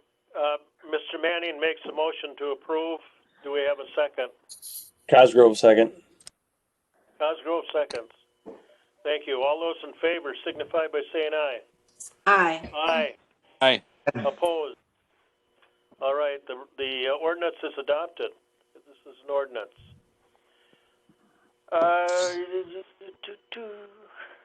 Mr. Chairman, Number 26. Yes, go ahead. this is Kerry Severson. Should we try to make contact with our county clerk and see if these minutes are being recorded still? Well, go ahead. I don't know if Barb is available or Jason. His office number is 647-2197. So if someone could I make thought that that call. as Clint was writing the minutes, right? Well, he's picked up. And the But meeting is being normally recorded Victor- in WebEx usually, so. Right, it is being recorded via WebEx. It just doesn't seem right that County Clerk Vlasak is not responding like he normally would be. Well, I think Well, he I left the think meeting. the board Karen. has upset him quite a bit. All right. Not fair to speculate without knowing, so. No, we don't need to speculate. We're covering it. We're taking expedient action. We're covering it. Number 26, a resolution establishing a policy for reporting county government management concerns. Item number 26, Mr. Langrick.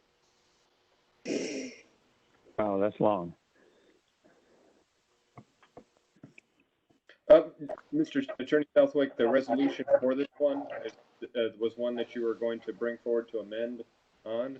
Yes, and I did not change that, again, my apologies, but Mr. Chairman, what Mr. Langright wants is for the language at the beginning to take out the reference to it being an amendment to the Handbook of Personnel Policies, and thereby making it a standalone document. I do not have a draft for that, but that is Mr. Langrick's intent, and I apologize. Well, can we skip this then and bring it up again? We can, Mr. Bye. We can table it. We can table it. Make a motion, we table this. We have a table motion here by Manning. Do I have a second? I'll second the motion. Thank Are we you. postponing consideration? We'll postpone consideration, yes. Yeah. Mr. Chairman, I'm not Thank you, feeling David. well. Mr. Chairman, I'm not feeling well. I'm going to have to leave the meeting. All right. I'm sorry. Thank you. Okay, that resolution has been postponed. Do we take a vote to 26. postpone? We took a vote to table. Oh, we didn't take postpone. We'll take a vote to postpone. All those in favor Thank of you. postponing item number 26, signify by saying aye. Aye. Aye. Okay, opposed? All right, it is postponed. Number 27, a resolution stating the county's short-term borrowing policy. Okay, Mr. Chair, the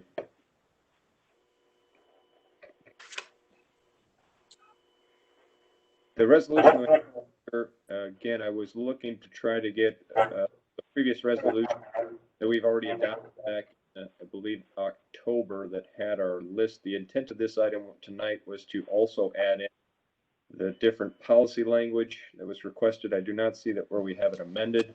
And again, this one isn't terribly time sensitive, so this is another one that we could reconvene in on February. We have Mr. Chair, this is Sean Murphy Lopez. I'll make a motion to postpone. All right, Sean, second by Williamson, second. Williamson, seconds. All right. All those in favor of postponing, signify by saying aye. Aye. Aye. Aye. Opposed? All right. A resolution approving the counties taking a tax deed to tax parcel number 002-1534-2100. Mr. Chairman, I'm back. Okay, Mr. Southwick. I'm sorry, I felt ill for I felt ill for a moment. Pardon me. Well, if you don't feel well, Ben, you don't have to be here. I mean, we're almost done. Yeah. May I be excused, Mr. Chairman? You may, please. And I'm not feeling well. Thank you, Mr. right. Chairman. All right, we excuse you. Number 28, Mr. Langer, can you read that for us, please? This one is recommended scratch as well, Mr. Chair. All right. We'll just handle it as a scratch. Okay. All right, number 29, a resolution establishing a redistricting timeline. Okay, this one we do have here. Give me a minute to pull it up and then I can read it for you, provided that my computer responds. Come on, here we go. All right, sharing content here. Whereas the county board must establish a new supervisory district boundaries after the 2020 census in accordance with procedures set forth in Wisconsin statutes section 59.10(1) and 3A to C, and whereas the Rules and Resolutions Committee has considered a proposal to establish a timetable for drawing supervisory district boundaries after the 2020 census, and the committee is now presenting this resolution to the county board for its consideration. Now therefore be it resolved that the following timetables established for drawing of supervisory district boundaries after the 2020 census. Step 1, February-March 20 to 2021 is determine the size of the county board and appoint a redistricting committee. Step 2, March 2021, establish guidelines for redistricting. Step 3, April to May 2021, develop a tentative plan. Step 4, June to July 2021, create multiple wards. Step 5, August-September 2021, finalize and adopt redistricting plan. And be it further resolved, this resolution shall be in effect immediately upon its passage and publication. This resolution is offered by the Rules and Resolutions Committee. Supervisor Murphy Lopez, Cosgrove, Severson, Luck, and Seep signing in favor, Mr. Chair. Thank you. Thank you. You've heard the resolution. Do we have a motion? Mr. Chairman, I move for approval and request a discussion after second. Thank Chad you. will second. Mr. Seep, do we have a second? Cosgrove. Cosgrove seconds. Discussion. Mr. Chairman? Mr. Seep. Yes. My question is, do we have, or when will we have the data, the census population data? So, I do Mr. not Chair, have this that is, answer. yeah, Mr. Chair, this is Sean Murphy Lopez. So, I did bring this item forward to the Rules and Resolutions Committee. This timetable is from the Wisconsin Counties Association. They have a handbook for counties on how to do redistricting. We discussed in the committee how it is possible that with the census have later publication of its data than is typical, that the timeline, especially in the latter steps, so primarily I believe steps 4 and 5, they may be pushed back if the census data is pushed back. We don't know the exact dates for those. These dates are all pulled from the Wisconsin Counties Association handbook. And I believe staff is going to be attending a training that the Wisconsin Counties Association is giving soon, within the next week or two. And I'm assuming we might be learning more about the dates there. Thank you. So, all Mr. right, go ahead. So I gather from what Mr.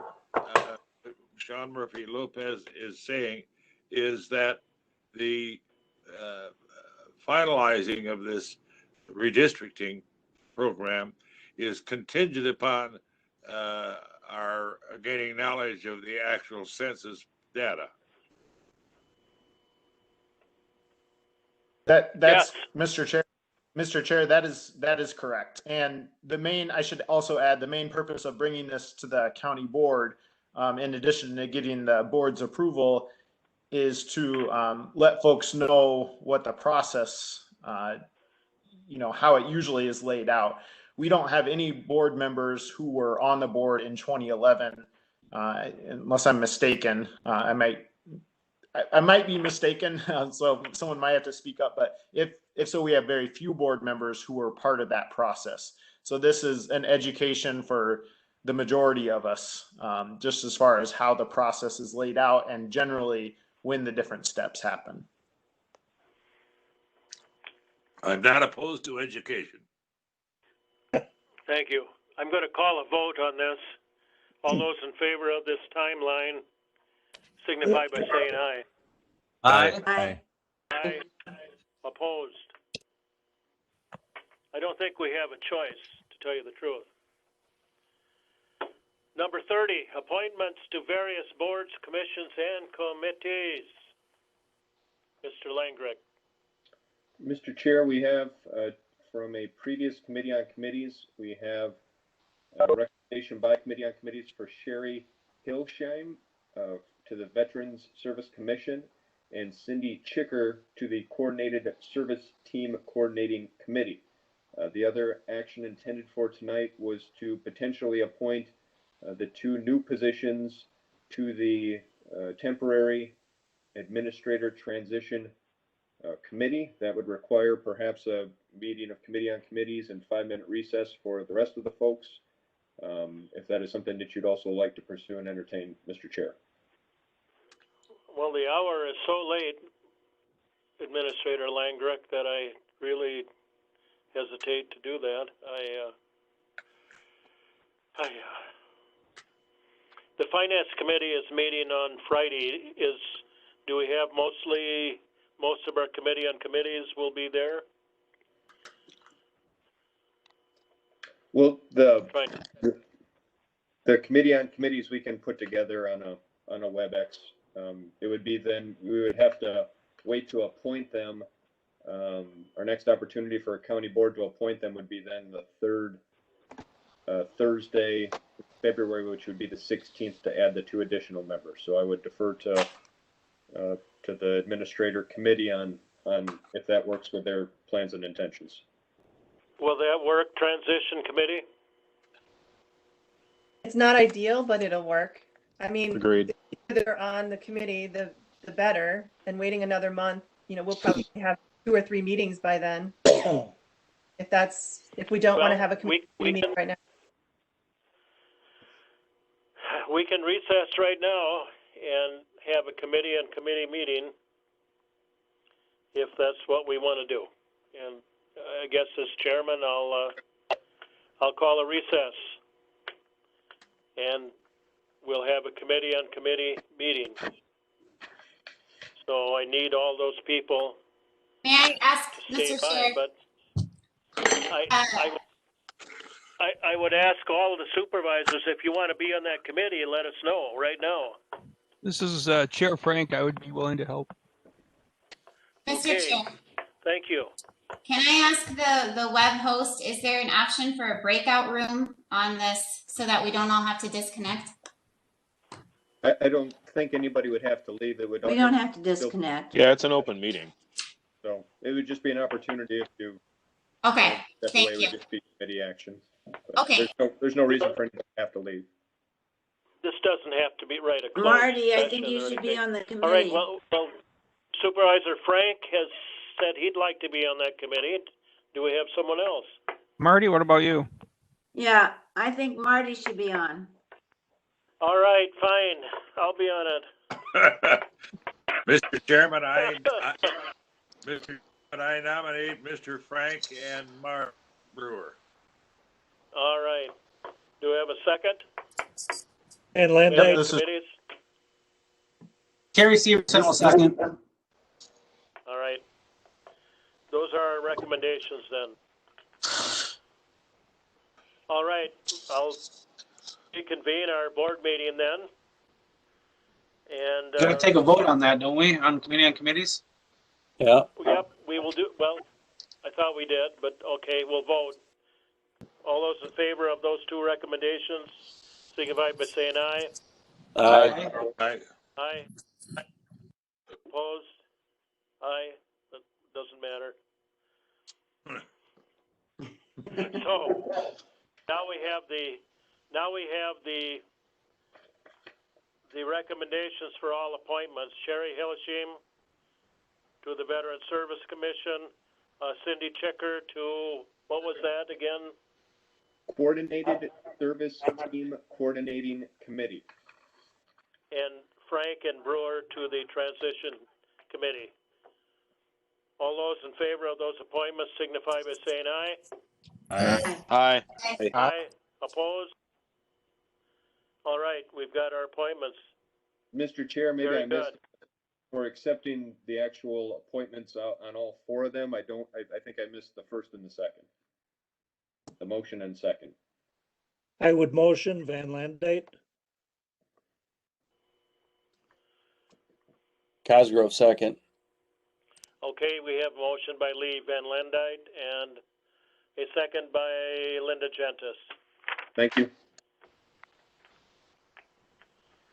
All right, and we already voted. Understood. This meeting's getting a little disjointed, but we're persevering. Number 31, reports, water testing, county board per diem and mileage claims, administrator's report, Southwest Regional Planning, strategic planning, fall well testing. Wow, it's a lot of stuff. Mr. Langreck. I'd like to first turn it over to Mr. Troy Magid if he is on to talk on the Southwest Regional Planning. Yeah, I can't imagine thanks. he's still on. Yes, sir. Yeah, I've Mr. been Nagy? enjoying this.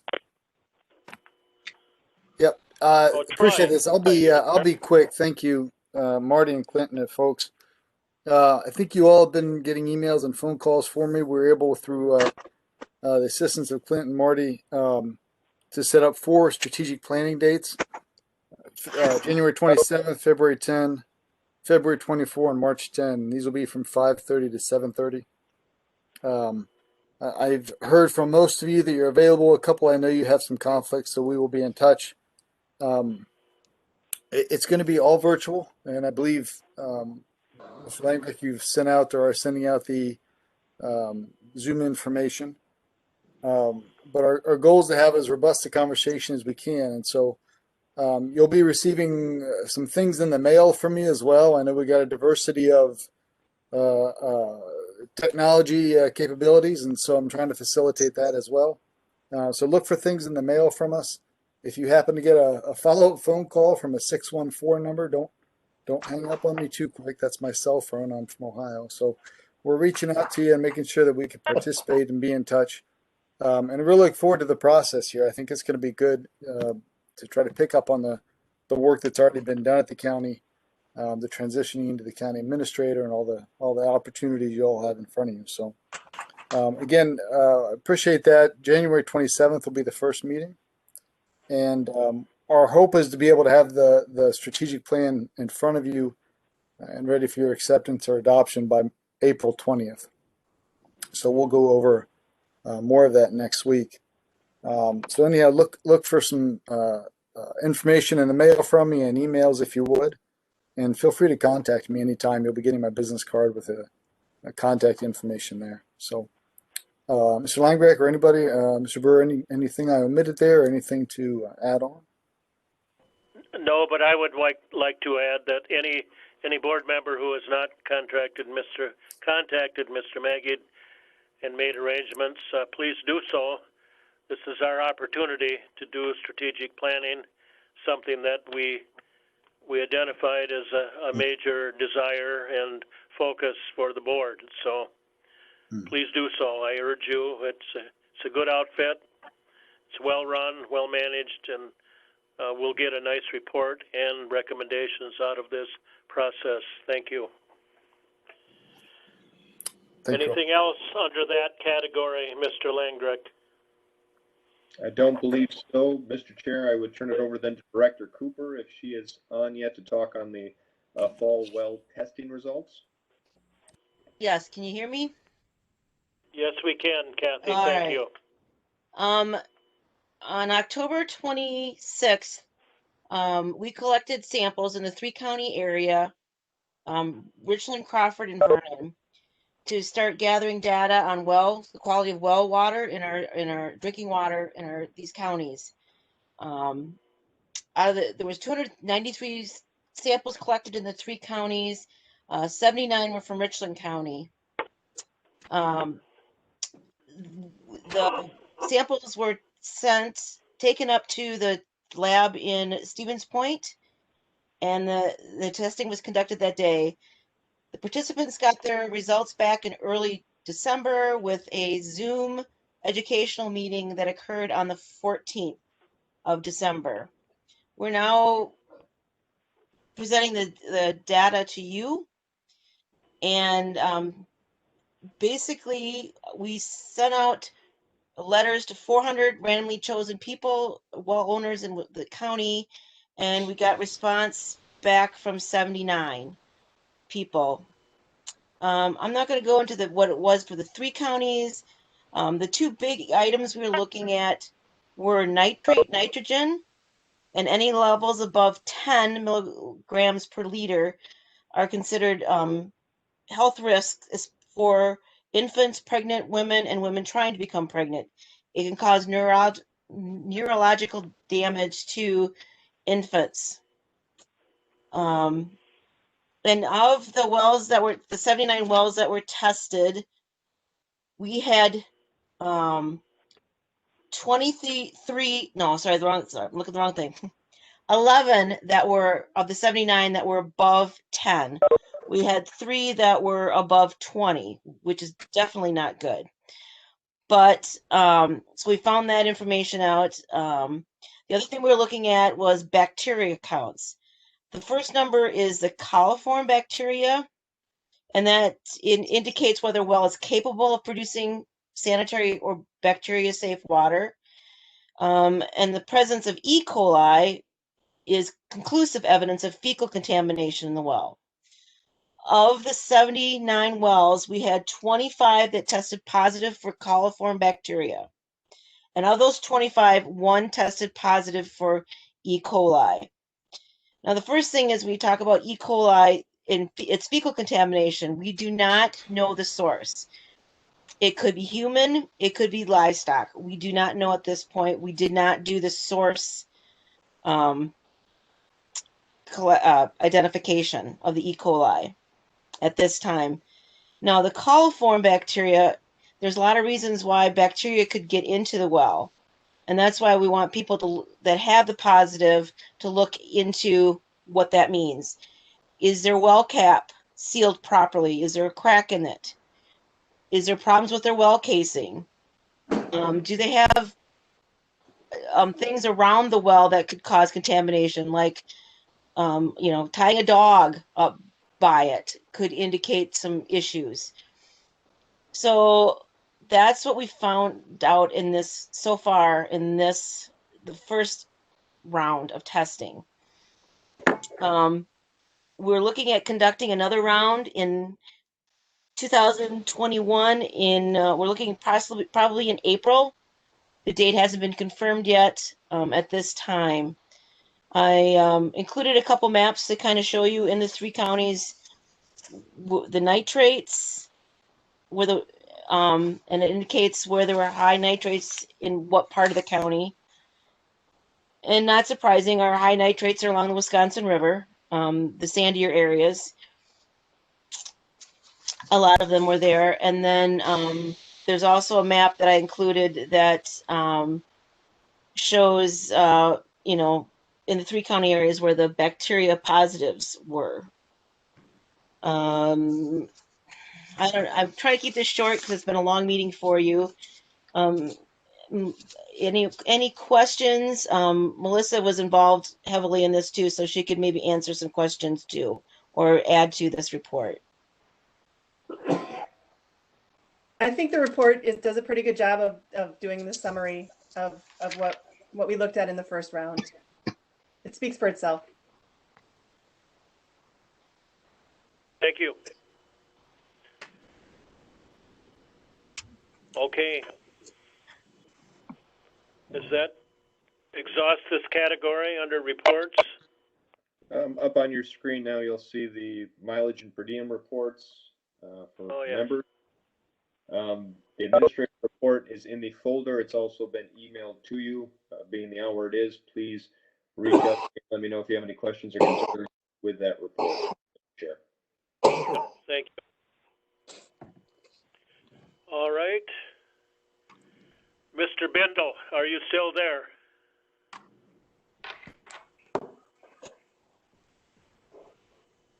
Yeah, I'm still here. Can you hear me? Items 32 and 33, positions for zoning received and anything recommended for denial. There's a petition by George Regan to rezone 3 acres from Ag Residential to Residential 2, Section 32, Town of Richwood. That's the only hearing. Things for denial, there's none. Thank you. The county clerk isn't aboard, but do we have any correspondence that anyone knows of? Okay, takes us to item 35. I'll entertain a motion for adjournment. So moved. Mr. Peg call Manning, second. seconded by Mr. Williamson. Thank you. Mr. Langert, did you get all that? Last one was Carl Williamson. I think so, yes. Well done, Mr. Chair. Thank you. Okay, everyone, thank you very much. I apologize for this meeting, but we did the best we could. No need to apologize, Mr. Chairman. Perhaps Thanks for your someday diligence, we'll be everyone. able to meet in the sunshine. Thanks.